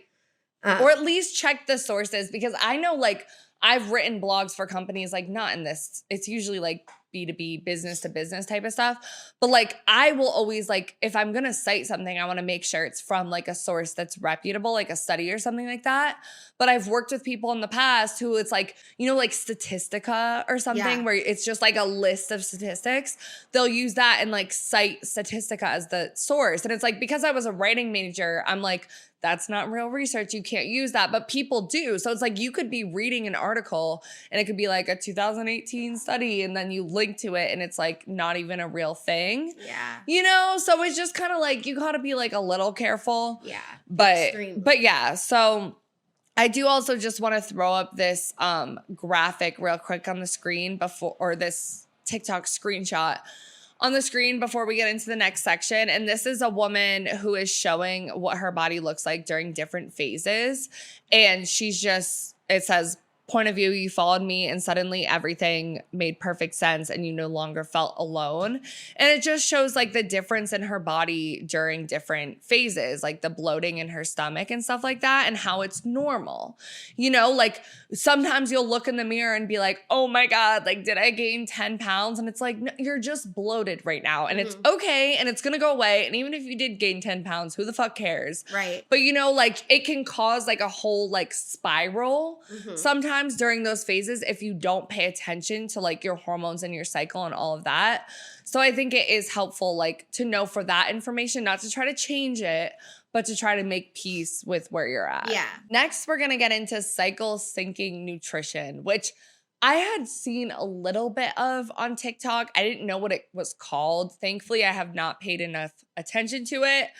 I was like, oh, maybe this is a thing. Maybe I just don't know because I'm not a big science workout nutrition type of person. Like I like to work out, but not like this intensely. So we're gonna watch some TikToks of what this stuff really is. Everyone and their fucking mother has been talking about cycle syncing, and I'm here to tell you guys it works.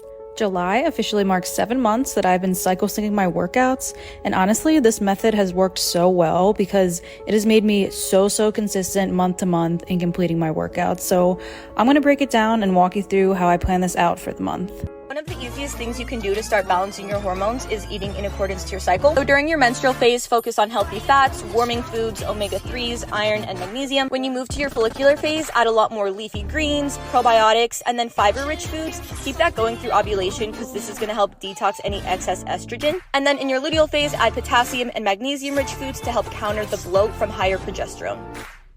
Seed cycling and milk cycling is one of the easiest things that I've been doing to help balance my hormones. Here's a high-level overview on how I cycle sync my food from month to month. During the follicular phase, I'll focus on lighter foods since metabolism is a bit slower during this time. The one with her linking her workouts to her period cycle kind of got me a little bit because I am someone that has been consistent with working out in the past, but like with like maybe like 5 months at a time. Like it was never like a full year. And so, and I like struggled. Like, I feel like your body holds on to stress, and like I naturally like have wider hips or whatever. So it's like hard to target certain things. And so I'm like, oh, maybe that would work. But as someone that's like had an eating disorder before, like unfortunately I could never live like that. Like I would just, and I know other people can relate to that. It's like the idea of like, if you've gone through an eating disorder, it's like you can't diet because you'll just take it too far. Like it's too triggering.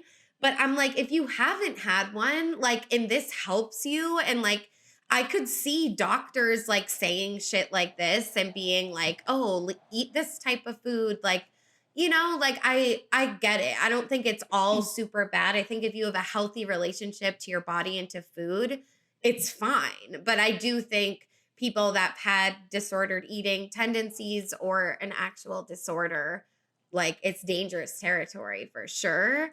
But I don't know. I love how she was highlighting shit, and I'm like having a different workout, like depending on how you're feeling. Like it kind of seems like you're being kind to your body. You're giving your body what it wants, like scientifically, biologically. Maybe you really do want those proteins during this time and your body is happy about that.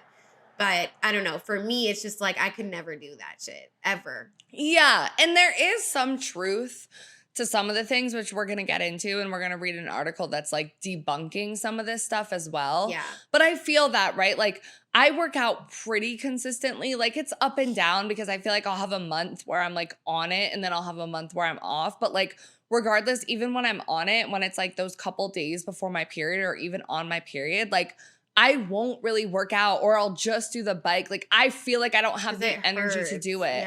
Yeah. So it's like, I get that. But like, I'm also the type of person where it's like, if I'm alone, I cannot keep a fucking calendar like that. Like I do the same workout, like, which I know isn't great, like whatever, you're supposed to switch it up. But like, you know, like it just seems like a lot. And a lot of these people are either fitness influencers trying to sell you their like workout package, or like nutrition people trying to sell you their like fucking recipes, like something like that. So that's important to keep in mind, like the last one.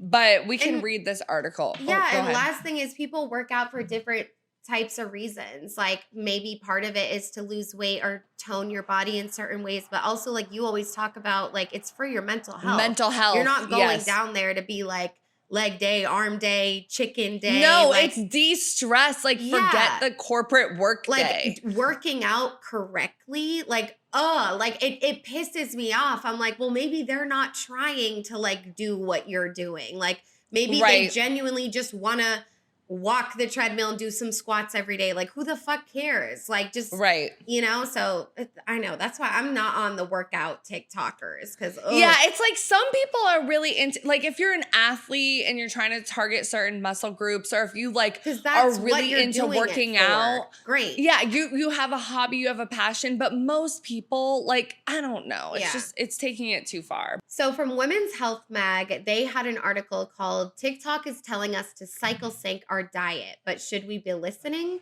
Social media is rife with opinions about how we should be changing our diet around our period. So the article starts out with talking about how cycle syncing nutrition is trending a lot on TikTok. They say, for those out of the loop, cycle syncing is the practice of adapting different elements of your lifestyle to coincide with the different stages of the menstrual cycle. The idea is that syncing diet, exercise, and other habits with your cycle can help to ease symptoms of premenstrual syndrome, PMS.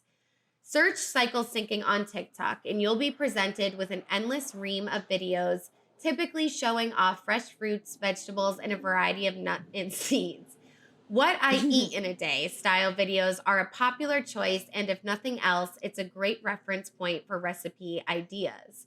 But with a scarcity of scientific evidence that proves the efficiency of cycle syncing nutrition, it seems that much of what's being preached online is based on anecdotes and likelihoods around what we're told about the phases of the menstrual cycle.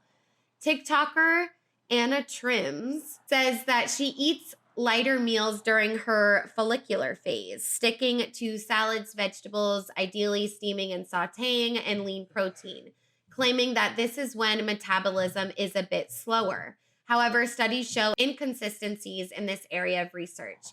Others on TikTok are less specific about what to eat, but advise on how we should be adapting our diets. TikTok user We Are Sage believes we should eat in a cyclical way that honors our cycle and change our diet every single week. In front of a backdrop of a cycle syncing meal plan, TikTok user Ton I on TikTok promises that if you eat according to your cycle all month long, then you'll feel amazing. She suggests foods like root vegetables, poultry, and bleeding fruits, cherries, berries, plums, fish, lentils, nut butter, lamb, and eggs, depending on the phase you're in. Talk of detoxifying excess estrogen during the ovulation phase also crops up from TikTokers such as Paige Lindgren, but again, there's a stark lack of science-backed research. The cycle syncing concept is the brainchild of integrative nutritionist Elisa Vitti, who first wrote about it in her 2014 book, Women Code: Perfect Your Cycle, Amplify Your Fertility, Supercharge Your Sex Drive, and Become a Power Source. Since then, the idea of changing the way you exercise to suit the phases of your cycle has become mainstream, despite experts debunking it as an effective process. There's not much research at all on nutrition and the menstrual cycle, just like there's a paucity of research in women's health in general. So a lot of the cycle syncing stuff is driven by influencers. Though research on the topic is minimal, it's useful to have an idea of some of what's been discovered so far. A 2020 study including 311 health science students aged 18 to 35 at the University of Huelva in southern Spain looked at how the Mediterranean diet affected the participants' menstrual cycles. It found that those who consumed olive oil daily had lighter periods. Those who ate processed ham and heavier bleeding. Those who ate processed ham had heavier bleeding, and those who ate more fruit felt less pain during their period. Another study conducted at Iran's Urmia University of Medical Sciences in 2018 found that a diet high in sugars, salty snacks, sweets and desserts, tea and coffee, salt, fruit, juices, and added fat caused an increased risk of painful periods. Also not convinced is Rohini Batchigal, nutritionist, board-certified lifestyle medicine professional, and co-author of Living PCOS Free. Every person's menstrual cycle is different, and what might help one person may not have an impact on another, she tells WH. So what nutrition advice should we be following? Batchigal advises adopting a less prescriptive approach to nutrition. The diet that is helpful will be helpful at all stages of your cycle, with potentially a few tweaks here and there based on logic. But in my opinion, it's been over-engineered by what I see on TikTok, she says. This overcomplicates things, which could lead to disordered eating because people are cutting out food groups. Yeah, and I do just want to say, like, I know that I remember there was a Vice video with a woman talking about, like, when you have PCOS, like polycystic ovary syndrome, like, there's things about, like, cutting out, like, coffee and, like, alcohol and certain stuff like that that is, like, supposedly supposed to help, right, that I've heard. But I find it interesting that, like, the doctor that co-authored Living PCOS Free is kind of debunking that. Yeah. And obviously, like, you're losing blood, you're losing iron, so maybe eat more foods with iron. But a lot of this content is like a gateway into eating disorder content and eating disorder behavior, which I've seen a rampant growth of on TikTok. Like, it reminds me of like Tumblr days, which is really scary, you know? So it's like you could get into it on the idea of like, oh, like, I don't know anything about my cycle. I don't know anything about ovulation. Like, oh, this is what I should be doing to make myself feel better because maybe I have painful periods. Maybe, like, I don't know this stuff. But that could prevent women from going to see a doctor, from getting actual research, and then heading down the very dark and scary territory of an eating disorder. Yeah, it's just all too reminiscent of those Tumblr days, honestly. But it's like kind of masked now because if you look up eating disorder on TikTok, it'll say like, "Do you need help? Call this hotline." But everything's like hidden, and but they have code words too. I like, know for everything, Yeah. and then that's what we've been like kind of forced to do essentially because they did put those types of blocks of being outright about it. But it's more so it's like maybe the person making it has a healthy relationship with food, but like the majority of people don't because food is complicated Yeah. as fuck. Even if you Yes. don't have a disorder, it's not gonna be perfect 24/7. And then it's saying like, okay, you shouldn't Like, eat what's the salty sweet point? snacks on your I'm like, period. damn, But so it's we've like, been I doing it want wrong. that. Right. Right. Like, so it's just, yeah, it's detrimental and it's just taken a little bit too far. Like, if this works for you, great. But sometimes it's like, I question why people feel they need to share this specific thing with the world just because they're you would probably think- into. I know. And Like- why are you so into it? Why are you so rigid with it? It's like, it's scary to me. And it's more scary about all the people that can consume the content. I mean, it's endless. It goes viral. Everyone's seen it. And I don't know. And then it's like linking to something so sacred like the period. But it's like, you're not a scientist. I don't know.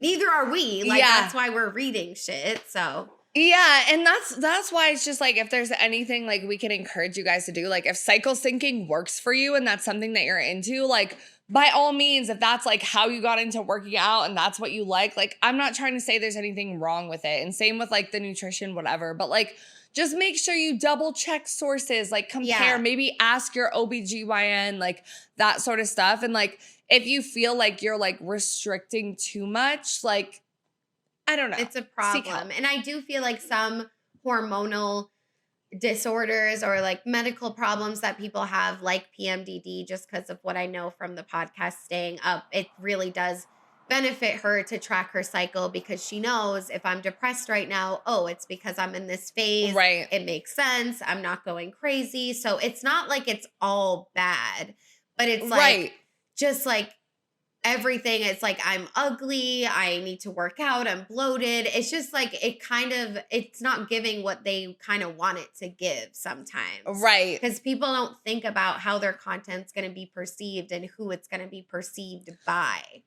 Yeah, because it's like positioned as women's empowerment. That's and it's what like, I'm okay, saying, yeah. like with the period, because there's like, oh. Right, because there's such a gap in like sex education and like women's health education, which we're about to get into. Right. But it's like, while it has like maybe perceived good intentions or it maybe is teaching you something new, it is all still boils down to capitalism and can go down this dark fucking path. So it's just like, take everything with a grain of salt. And it's like, are there professionals on TikTok? Sure, absolutely. But TikTok is not a place for education. The reason we bring TikTok into our episodes is because we like to talk about how the internet and reality collide with one another. Yeah. How TikTok influences our realities based on people's beliefs that they put out there. The lack of education, this is all we have, people's beliefs might change. So that's why we put it in, but it's not like this is the research, this is what it is. Sometimes it can be accurate for sure, but it should never be your like end all be all. And I've fallen victim to that before. Oh, we People all are like, have. look at this schedule Because someone will be I like, did. I'm look at this ooh. study. Yeah. Or look at this, or I'm an expert. And not everybody is. Like, there's so much information out there that it makes it so difficult. And like, the education system is so fucking behind, which we're about to get into. So next none of we're our gonna faults, but it's on us to it's the like system. figure out what to do so we can be healthier, happier people. Because I don't want to see these videos and get triggered for the rest of my life. Right. You know, I want to And then go down a dark path. And Yeah. I'm lucky. I'm not on like for like all the eating disorder stuff or like skinny in the morning, like whatever. I'm not on that. Thank God. Now I might be because we're talking about it, but hopefully not. No, bye. We don't want to be on that. But okay, so next we're going to talk about the gap in menstrual cycle education and also the risks of censorship on these apps. Because even though you're talking about like TikTok, Instagram, whatever, shouldn't be the only source of education, you should fact check shit. You should look at academic resources. Unfortunately or fortunately, these apps have become like a main source of education for a lot of people. Or ask your doctor if you have access to that as well. I mean, that is something that makes me feel good. And it sucks too. Like, you can't always trust all doctors depending on where you go. Or get an appointment because health insurance. I know. So that's why I'm like, if you have access, that's not the only way. But that is something that would be good to ask your doctor. Like, is this TikTok trend real? Like, what's going on? I've done that before with my therapist and other things. Yeah. So this article says, study using TikTok finds teens lack understanding of menstrual health. Physician scientists with OHSU Center for Women's Health emphasize need for standardized menstrual health education for adolescents. So a recent Oregon Health and Science University study in the Journal of Pediatric and Adolescent Gynecology found significant misconceptions among young people about the safety of period management options, gaps in understanding that can limit quality of life and feed cycles of misinformation. Using an online survey of U.S. residents 14 to 24 via TikTok, researchers posed questions related to menstrual history and menstrual pattern preferences, specifically period suppression in the absence of bleeding. It's possible to delay or prevent a period with extended or continuous use of birth control pills or other types of hormonal medication. For example, by skipping the non-hormonal placebo pills and a monthly birth control package. This method, known clinically as medication-induced amenorrhea, is normal, safe, and does not cause any long-term consequences to health or fertility. More than 2/3 of study participants indicated a preference to avoid any bleeding if the method was assured to not have any permanent effects on the body. However, there were widespread misconceptions about the safety of this method. More than 63% of survey respondents felt it might be unsafe if hormonal medications stop your period and bleeding. Quote, due to insufficient menstrual health education at school, these conversations are often left to family and friends who may be perpetuating myths rooted in religious or cultural norms and biases. This can create a dangerous cycle of misinformation, said Maureen Baldwin, MD, MPH, Associate Professor of Obstetrics and Gynecology at OHSU School of Medication and author of this study. The study is a continuation of OHSU's efforts to understand levels of menstruation health literacy across the country and the effect of various demographics, including geography, religion, and age. The research team in July published a study which found that in the same online population of teens, health literacy is lower among adolescents with certain religious backgrounds and among those who live in the South. These findings demonstrate the need for evidence-based national curriculum for menstrual health, Baldwin said, including information that addresses the safe and effective use of hormonal medications for menstrual suppression and the signs and symptoms of abnormal bleeding. Currently, only 24 states in the U.S. mandate reproductive health as part of their school's curriculum, and only 20 require information about contraceptive options. Quote, there's always a lot of discussion around sexual education, but if you look at any school curriculum, there is no other health education that's standardized in schools, Baldwin said. There's no mandate that teaches kids at age-appropriate levels what a normal period should look like and feel like, and the options available to help optimize quality of life when menstruating. Until we improve health education around menstruation, we will continue to battle rampant misinformation. And we say this all the fucking time. And it's because people or parents and school officials confuse education with encouragement. And by doing these things, we're going to encourage our children to go fuck one another. When deep down we know they're going to fuck one another anyway. Regardless. And a lot of people won't too. Like, you know, it's just like it needs to be there, and emphasis on age appropriate, because I remember the period talk and it's like, not that we were too young, but there needs to be a follow-up after that.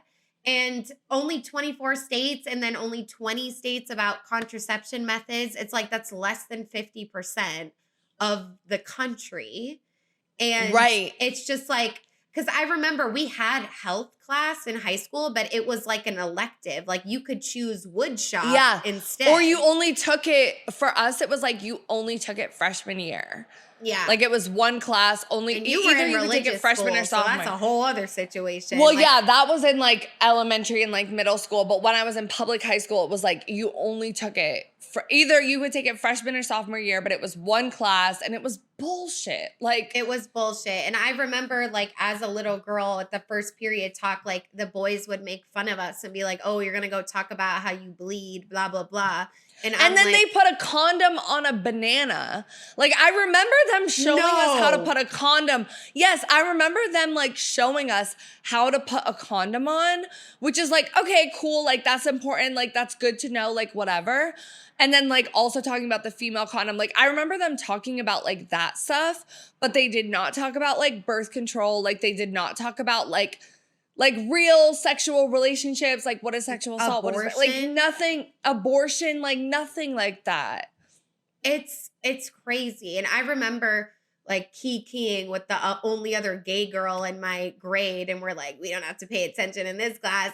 Like in the back. It's like, no, bitch. Like, yes, the fuck you do. You should. Because it's not all just about straight people. Like, it's your body. And it's like, what if that changes? But back then I was like, it's never going to change. I'm going to make sure it doesn't.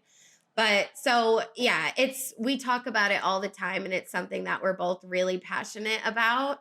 And we're going to do an upcoming episode more on this as well. So foreshadowing. Yes. And if you guys are listening from other countries, because I know we have listeners in the UK and the Netherlands and Poland, like whatever.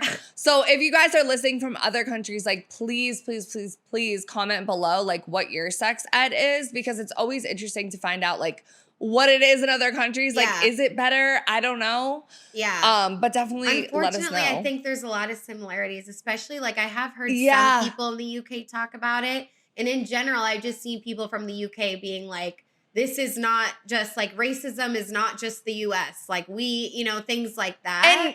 And so, and it's like, you just think like, oh, the US, it's horrible. Like there's so much trauma here, like on this actual land with colonizing, but it's like that shit was going on in other places. But when you're in it was so the UK much, was but ultimate. When you're born in the US, it's like they don't teach you about any of that, and they make you feel like this is the only place that is like worth talking about and worth mentioning.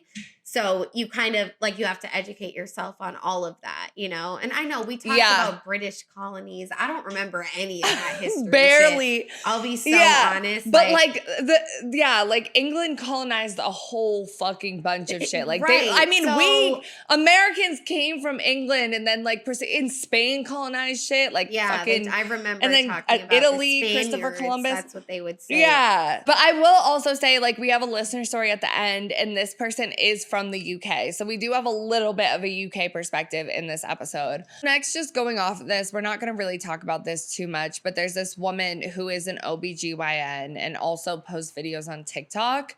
And she was essentially saying in this article, when I see women in labor with a catheter in their bladder, some have said, how does the baby get out if it's in there?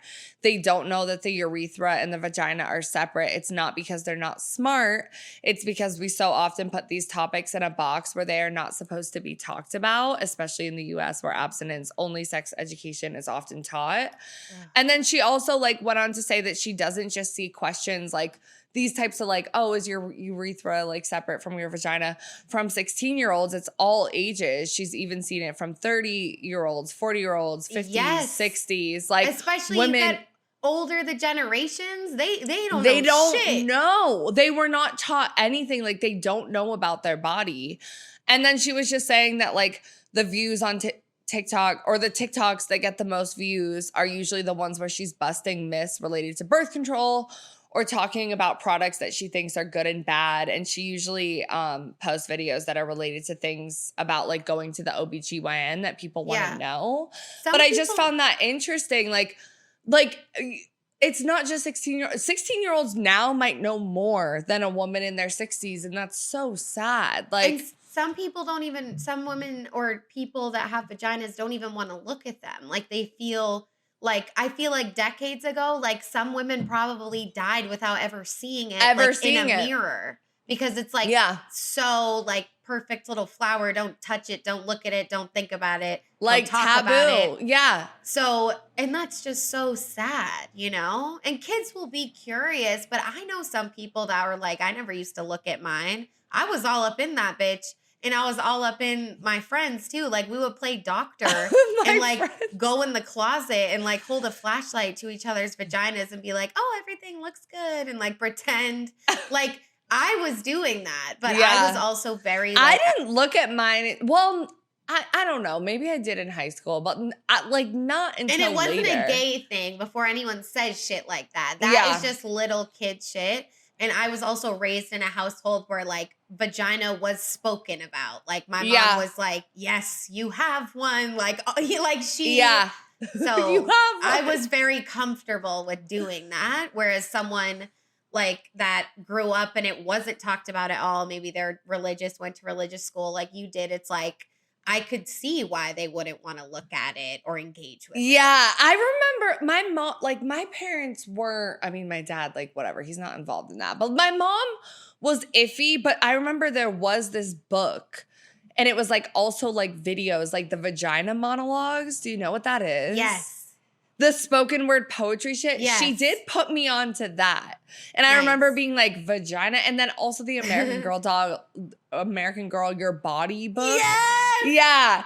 Which I was always like, that book like is I don't want to read. Iconic, bitch. Did you have like American Girl dolls? You did. Yes. Right? Yeah. Yes. Okay, cool. We'll talk about it later. But yeah, it's like those little things are so important. Like children need to know about that. Not everything, but need to know that like it's okay. And also like no one should ever try to touch this part of you and like things like that.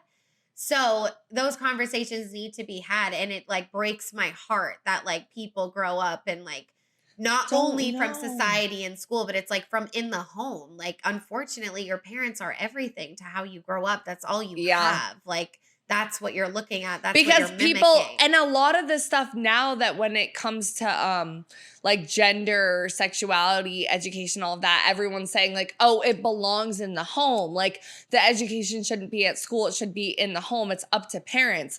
But the iffy thing with that is like some people don't have parents or their parents are working so much. Yeah. It's not reliable. Like we need public education about this shit. But anyway, so I do want to talk a little bit about censorship. And like Autumn said, like we are going to get more into sex education, algorithm censorship, all of that stuff in next week's episode. But just a little bit that related to the menstrual cycle. TikTok Shop thinks periods should be censored. Hyperbay dives into the censorship of women's periods with August founder Nadia Okamoto. So it says, Nadia Okamoto, founder of inclusive Gen Z menstrual care brand, August, sits down with Hyperbay to discuss sexual wellness censorship on TikTok. If you follow Okamoto on TikTok, you know she's the face of menstrual care for Gen Z. From wearing a literal menstrual pad on the red carpet to partnering to provide trans-inclusive period care, her love of menstrual care is clear and why she's so successful at just 26 years old. Within 2 weeks, the platform caught on. The products that were banned were our organic pads and tampons, Okamoto continued. They were available on the platform for a very short time before TikTok Shop restricted them. Now they sometimes come back up, but technically it's still against policy to put period products on the platform. Quote, there are so many skincare products on the platform, Okamoto shares, many of which have active ingredients. There are even some personal massagers, which are vibrators in disguise.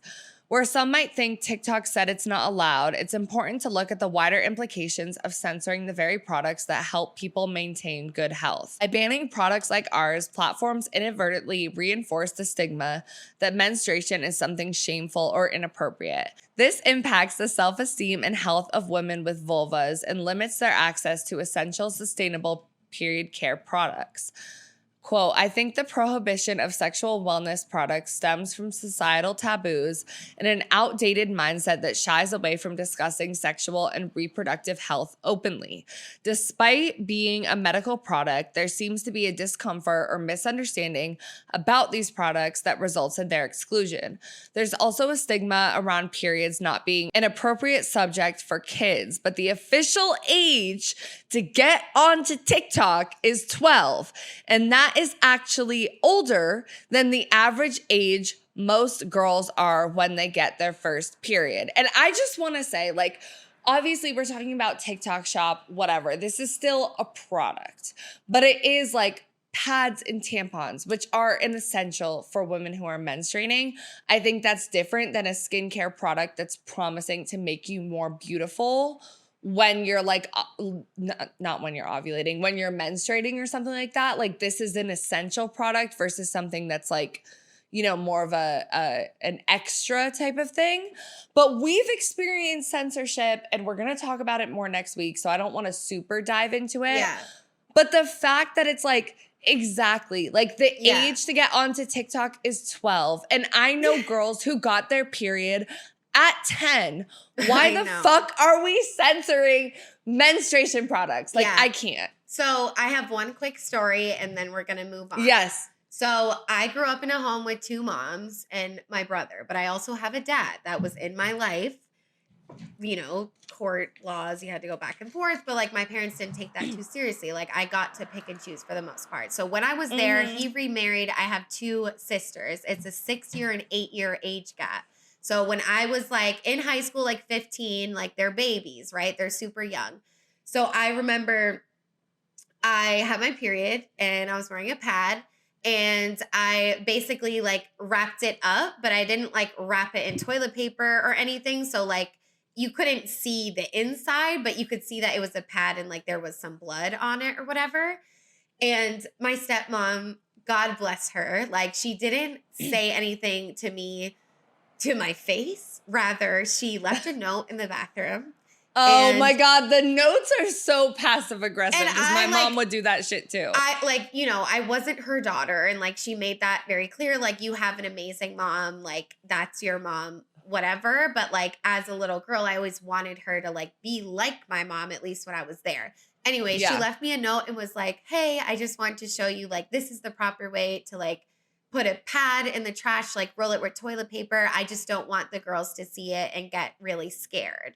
And like, that is a core memory for me because I was like, oh my God, like, I don't even know. But that just reminded me of all of this. It's like, part of me gets it because like, yes, blood can be scary. Well, and there is like, I remember my mom showing me how to wrap some, like I remember her like being like, this is the sanitary way to do it. Like, and I that's like, that. so it's like maybe she had good intentions as a mother figure, but for her to say, because I don't want them to see that and get scared, it's like, they're women too. Why are we putting fear onto menstruation? And she was so super well-intentioned. Like, I love her. She loves me. Like, we didn't have the best, closest relationship, but it's also hard to be a stepmom. And I can recognize that now that I'm older. But when I was younger, it just felt like she didn't want me like there. So it's like, it was just, I believe that she was good intentioned. I know she was like now that I'm older, but it had implications on me. Like, implications of shame. Because it's like, of shame. Because it's like the implication of shame that you are like exposing these younger girls to something that they shouldn't know. Like the whole shame around having a period and hiding your tampon in your pocket when you go to the bathroom and like all of that stuff is just like, bro, like why are we so afraid of it? Yeah, in TV shows, like when they're in high school and like it falls out and it's like a moment of like, oh, you dropped your pad on the floor, like and which it does mimic real life, so it's nice, but it's just and like it is crazy. Embarrassing. Like to I remember, a degree, yes. Yeah, like I remember a soccer game, like a girl's fell out, and it's like okay, it's like traumatizing. It's embarrassing. Like that's like traumatizing, whatever. But like we shouldn't have as much shame as like we're taught when. And part of it is like you're in puberty, you're younger, like you're not used to this, like it's uncomfortable regardless. Yeah, and it is but the sex adults part, like it's You're but young. the adults It's like, around you should be, I you know, accepting of it. And I don't know, like with these platforms and stuff like that, like especially with menstruation, like we're going to get into more of the sex aspect of stuff and the relationship aspect next week. So I don't want to dwell on that too much, but menstruation is literally something that children experience, like young adults, preteens. Why would we censor that? Like, I don't, and they should know about their cycles as well. Like, thankfully, ovulation isn't censored, but like a whole bunch of other shit shit enough, is. like when it happens because it's new territory and your body's changing. But imagine if you were educated on that it's normal and it's okay and it sometimes will look different. It's like maybe we wouldn't be as scared, you know? Right. But yeah, looking forward to that conversation next week. So make sure you guys are ready for that. But we are going to read a listener story now, and we definitely want to say thank you so much for sharing this with us. It means so much. We love when we get lengthier stories to really just get to know people more. And people's experiences, especially because this listener is from the UK. Like we said, we don't have much like UK research in other countries. So like this is a great perspective to have. Yes. So they said, so in the theme of ovulation, I did do a quick Google search to remind myself about what it is. Because honestly, the very little sex education I got in school when I was a child very much failed me in that regard. In my experience, I honestly feel like because I had internalized so much misogyny from my parents growing up, they were very traditional, certain media and the church I was attending at the time, my understanding about the female body and sexuality was that women should cover themselves up to keep themselves safe, and that sex was basically something women only did in service of their husbands or to have babies, and that was it. Shrug emoji. My understanding of that did start to change until I was around 17 and my English lit teacher at school started to teach me foundational ideas about feminism and intersectionality. Okay, shout out to your English lit teacher. I pretty much credit her as being one of my early female role models. So with all of that context, it led to a stage where at 19, I really had to start to try to understand my own body as someone born female and reevaluate my own relationship with my own body. So I sat in front of the mirror with my legs spread and saw my own vagina for the first time at 19. See, it's like seeing it is hard for people. Yes. But then I did some more reading then on how the menstrual cycle worked. I read up on how not all vulvas looked the same. It was such an eye-opening moment for me personally.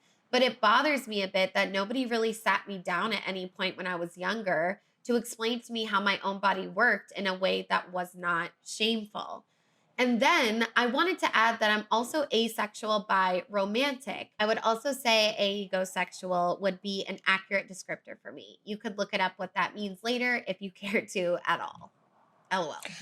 Okay, so we did look it up. Asexual biromantic is a term used to describe someone who is romantically attracted to people of more than one gender, but is not sexually attracted to anyone. So asexual is a person who is not attracted to anyone, and biromantic is a person who is romantically attracted to people of more than one gender.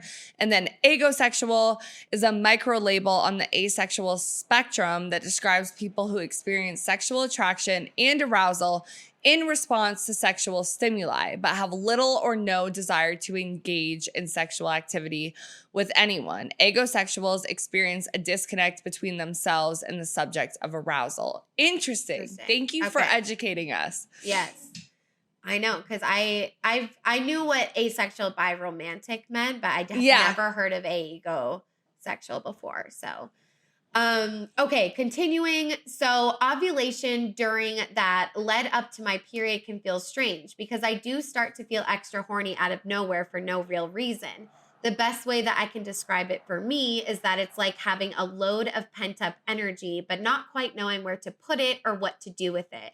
Because my body is like, I would like to have an orgasm, but I also don't really want to touch anybody. So how I deal with it is I could simply ignore it. I can do exercise that reduces it, or I could just self-pleasure. That last one is quite useful.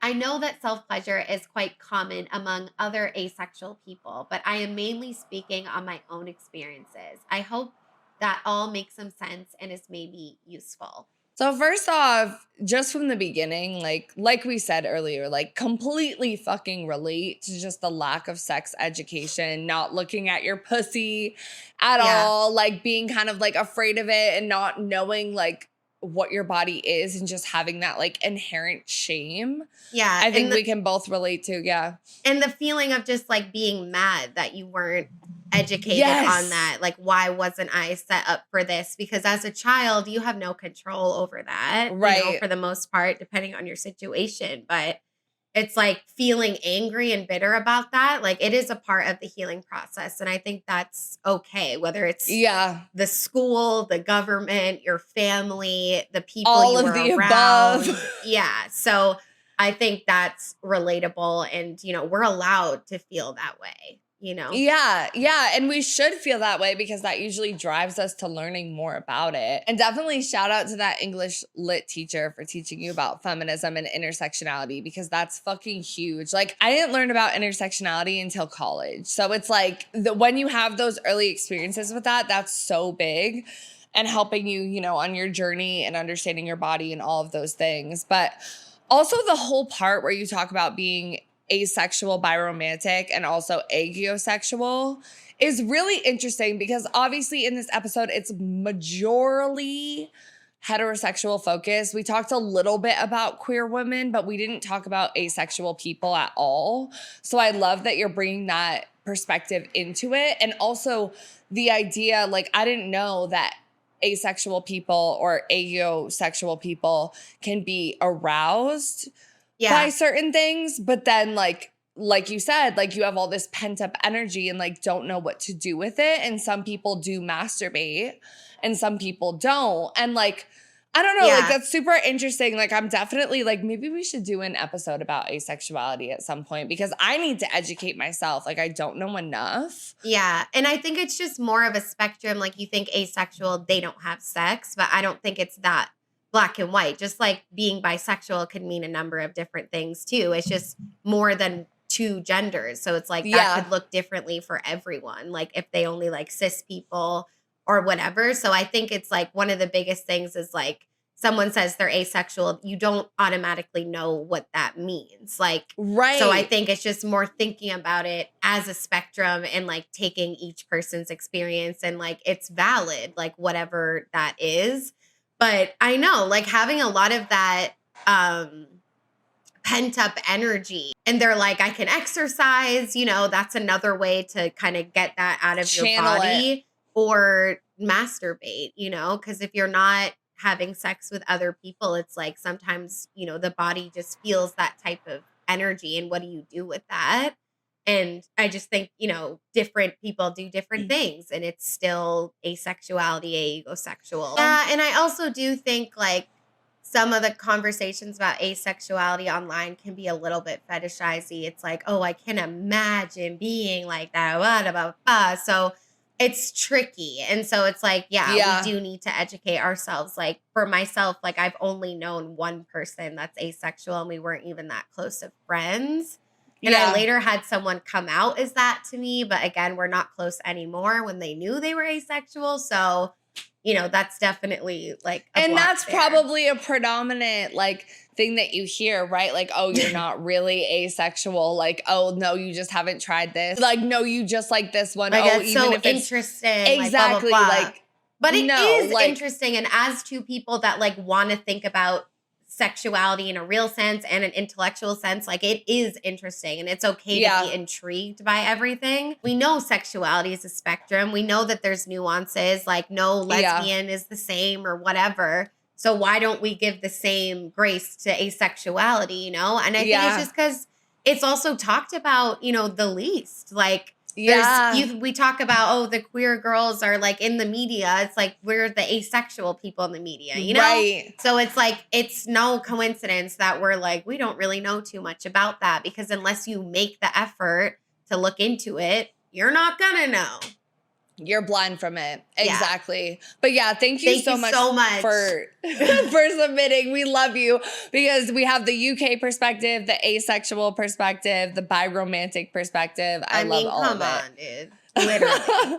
And you added so much. Yeah, you did. All right. So we are finally to the end of this episode. It is long per usual, despite us cutting the beginning segment. But anyway, we're going to get into the part of the episode where we talk about what we're so wet, so dry, and still a little bit confused about the topic of ovulation. So Autumn, why don't you kick us off?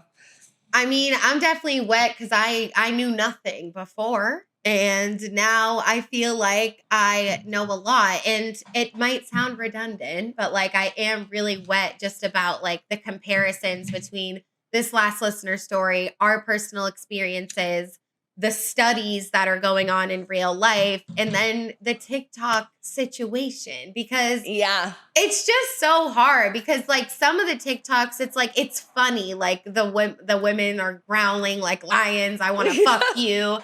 And then the TikToks about ovulation that get into eating disorder territory. Like, it's just, you have to be so careful. So it's relating that to what's going on academically and like real people's lives is like cool to think about. But I'm definitely just wet that I know more about my body now than I did 5 hours ago when we started recording. Yes. I'm also definitely wet about this section about how, you know, certain phases can cause you to be attracted to different types of people. And it was just eye-opening to think about, oh, you're attracted to this person because they have a symmetrical face and you want to have babies with them.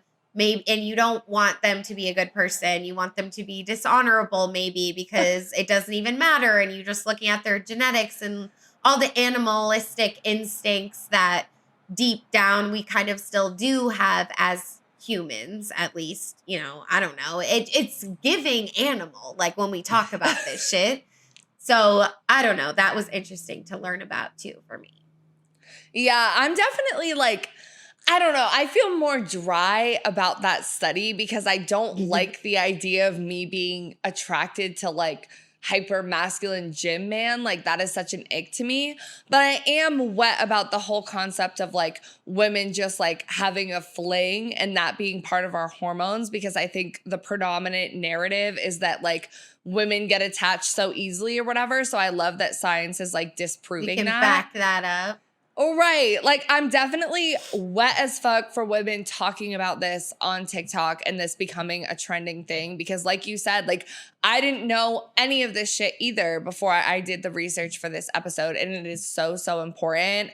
I think like I'm keen to like pay attention more to my body, my ovulation cycle, like all of that type of stuff, and like maybe make better decisions, because a lot of like other TikToks that I didn't include were like, oh, when you like want to go back to the red flag guy, but then you realize you're just ovulating. And I'm like, bro, that's me. Like 9 times out of 10, when I'm going back to the toxic one I shouldn't go back to, it's because I'm horny. And that is a problem.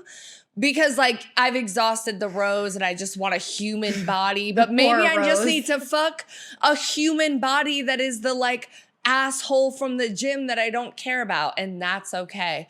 You know, so I'm wet about every, like even the last listener story too, where we learn more about asexuality. Like I'm wet about anytime women are sharing their common experiences, people are sharing their experiences about ovulation, menstruation cycles. Yeah. And just that it's becoming more of a thing in pop culture. And breaking that stigma of it being such like a fucking taboo or whatever you want to call it. And for dry, definitely top of mind is the whole cycle syncing, nutrition. This is my body. I'm ugly. Like I know that it's not all bad, but it's like we can only look at things from our perspective. And like, unfortunately, like I've had a horrible relationship with food for the majority of my life. So it's just like, I'm always going to look at that and be concerned.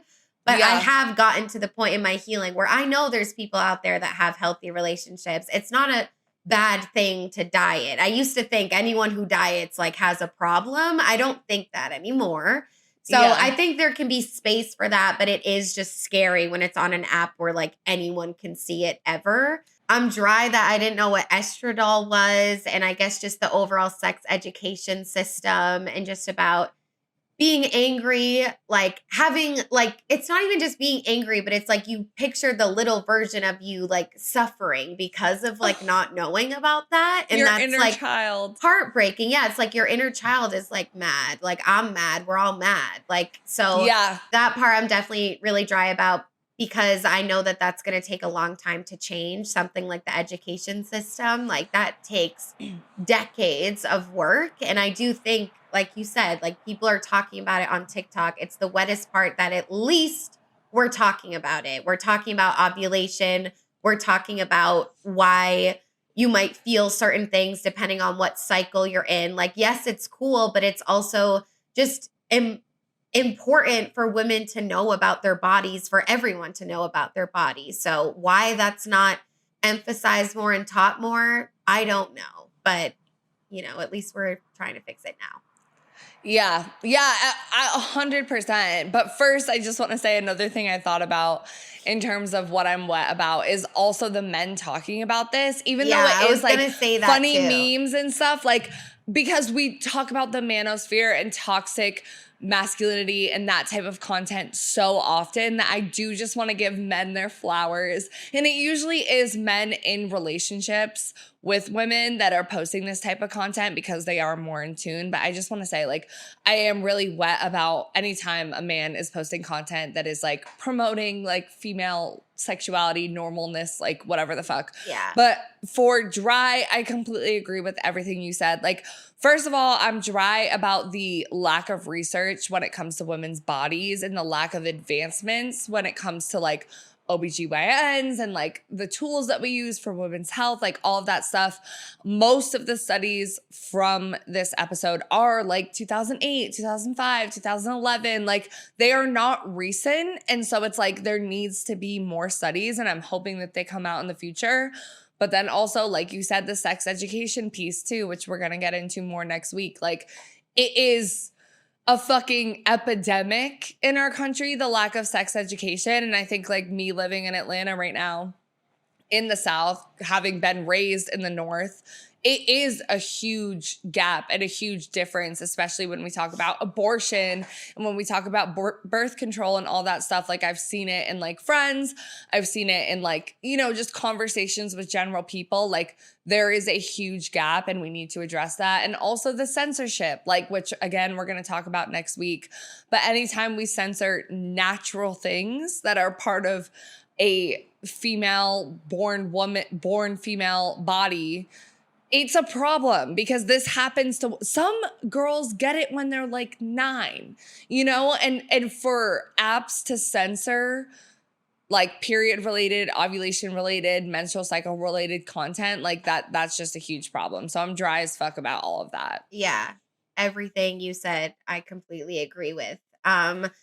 For confused, I think the biggest thing, like, why did ovulation suddenly trend now? Like, was it in good intentions of like talking about women's bodies and like exploring it and educating ourselves? Like, or did people really go mostly for the like, this is why I look ugly right now? Like, was it in bad faith, just like using something that would seem like feminist, but just like not being very body positive about it at the same time. Capitalistic, yeah. Yeah, so it's just that part is kind of confusing. And like I know that TikTok is an app where people do feel generally more comfortable to go on and say things that maybe they wouldn't feel as comfortable in the past on other apps or things like that. But it's just, I don't know, maybe it's because of this podcast, but anything on TikTok or social media, it's like I always just like have my guard up. Like, well, what's really going on? Because I've been fooled so many times. We all have. But I want to like learn more about my ovulation just to like really, I do think of like Greek goddesses, like embracing my feminine power of like knowing how my body is operating in terms of having babies or just like my hormonal cycles and what that can tell me about living a better life or a healthier life. Like I am interested in that. I just don't want to get caught up in the capitalistic, like body negative parts about all of it. And so it's like, how do we talk about these things, like how do we make it perfect? It's never going to be. I obviously know that's the answer to that, but it's just hard. Like everything is so touchy-feely. Like I feel like I have a tendency to like find things wrong with everything. And so I don't know. That part's confusing a little bit. Yeah, I feel the same way about like the cycle syncing stuff because I haven't had an eating disorder, so I can't relate in the terms of like being triggered by certain stuff because that's like really real. And like I think also because I was someone that like lifted in the gym and worked for a gym and all of that stuff, like I do buy into more nutrition workout based content. And like also because I've seen content related to PCOS that's about your diet, like part of me is confused about like what's real and what's not in that. Like you said, like should I be paying more attention to my cycle and what I'm eating and like maybe what I'm eating that right, or is it a trap? And like the capitalism of all of that, because it's such a catch-22 like we talked about with the marketing content. It's like, okay, like this product is filling a gap because there's a gap. But like how much of that is, you know, so I'm also confused about like the research because it's like, okay, if the study was done in 2005, has there been a study since that would disprove it? If the study was only with 22 women, what would it look like with 300, 1,000 women, etc.? So I think anytime, like even when we are pulling in research and studies, like I still want us to take it with a grain of salt because especially in the area of women's health and sexuality and sex and all of that, there is not enough research. So I'm still like ultimately confused about a lot of the things that we drew from these research studies because I don't think that's the end all be all. Yeah. And it's okay to disagree with things and it's okay to come to your own conclusions secretly in your head because it makes yourself feel better even if it's not scientifically accurate. Right. Like, it's hard. So all of that is okay. You can't do everything. Like, dude, you can't. like my head hurts right now. My brain is engorged. But anyways, that about does it for this episode, guys. Please let us know what you thought about it in the comments below, or if you're on another platform, feel free to DM us on Instagram. Again, at So Wet So Dry, the O's are zeros. We post polls for every episode that we put out, and we would love for you to be a part of that. Make sure you subscribe on YouTube, follow us on Spotify and Apple. We are close to 1,000 subscribers on YouTube, and we'd really like to get there soon. So please make sure you do that. Comment below, like I said, give the video a like, and don't forget to rate us 5 stars on Amazon, Apple, or Spotify, and you can write us a review, even if it's just a couple of words on Apple. It really, really helps us out, and we would love you for it. Yes, and we do also have listener support through Spotify. It is currently the only way that we make money through this podcast. It is 99 cents, $4.99, or $9.99 a month. It is in the bottom of the description of every single episode, no matter what platform you guys are listening on. So definitely check that out. And yeah, we love you so much. We will catch you in the next episode. Bye. Ooh. Oh, God. Okay. Describe the first moment you realized you could fully trust me.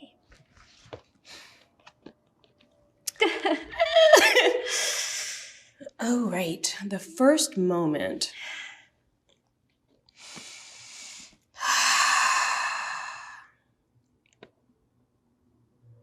I think I knew from our first moments that I could fully trust you by how you show up. I think what I'd like to answer is the moment that I knew that I needed you. I've always trusted you, but I need you. I need you in my life to be who I am fully. I don't get to be me without you. I don't get to be me fully. And I feel like I realized that when I came to you and you held me on the hardest day of my life. And I knew that, like, I can't do this. Like, I can't take another step. I can't go any further in this life as a human being without you. And yeah, it was when I drove to you after my husband.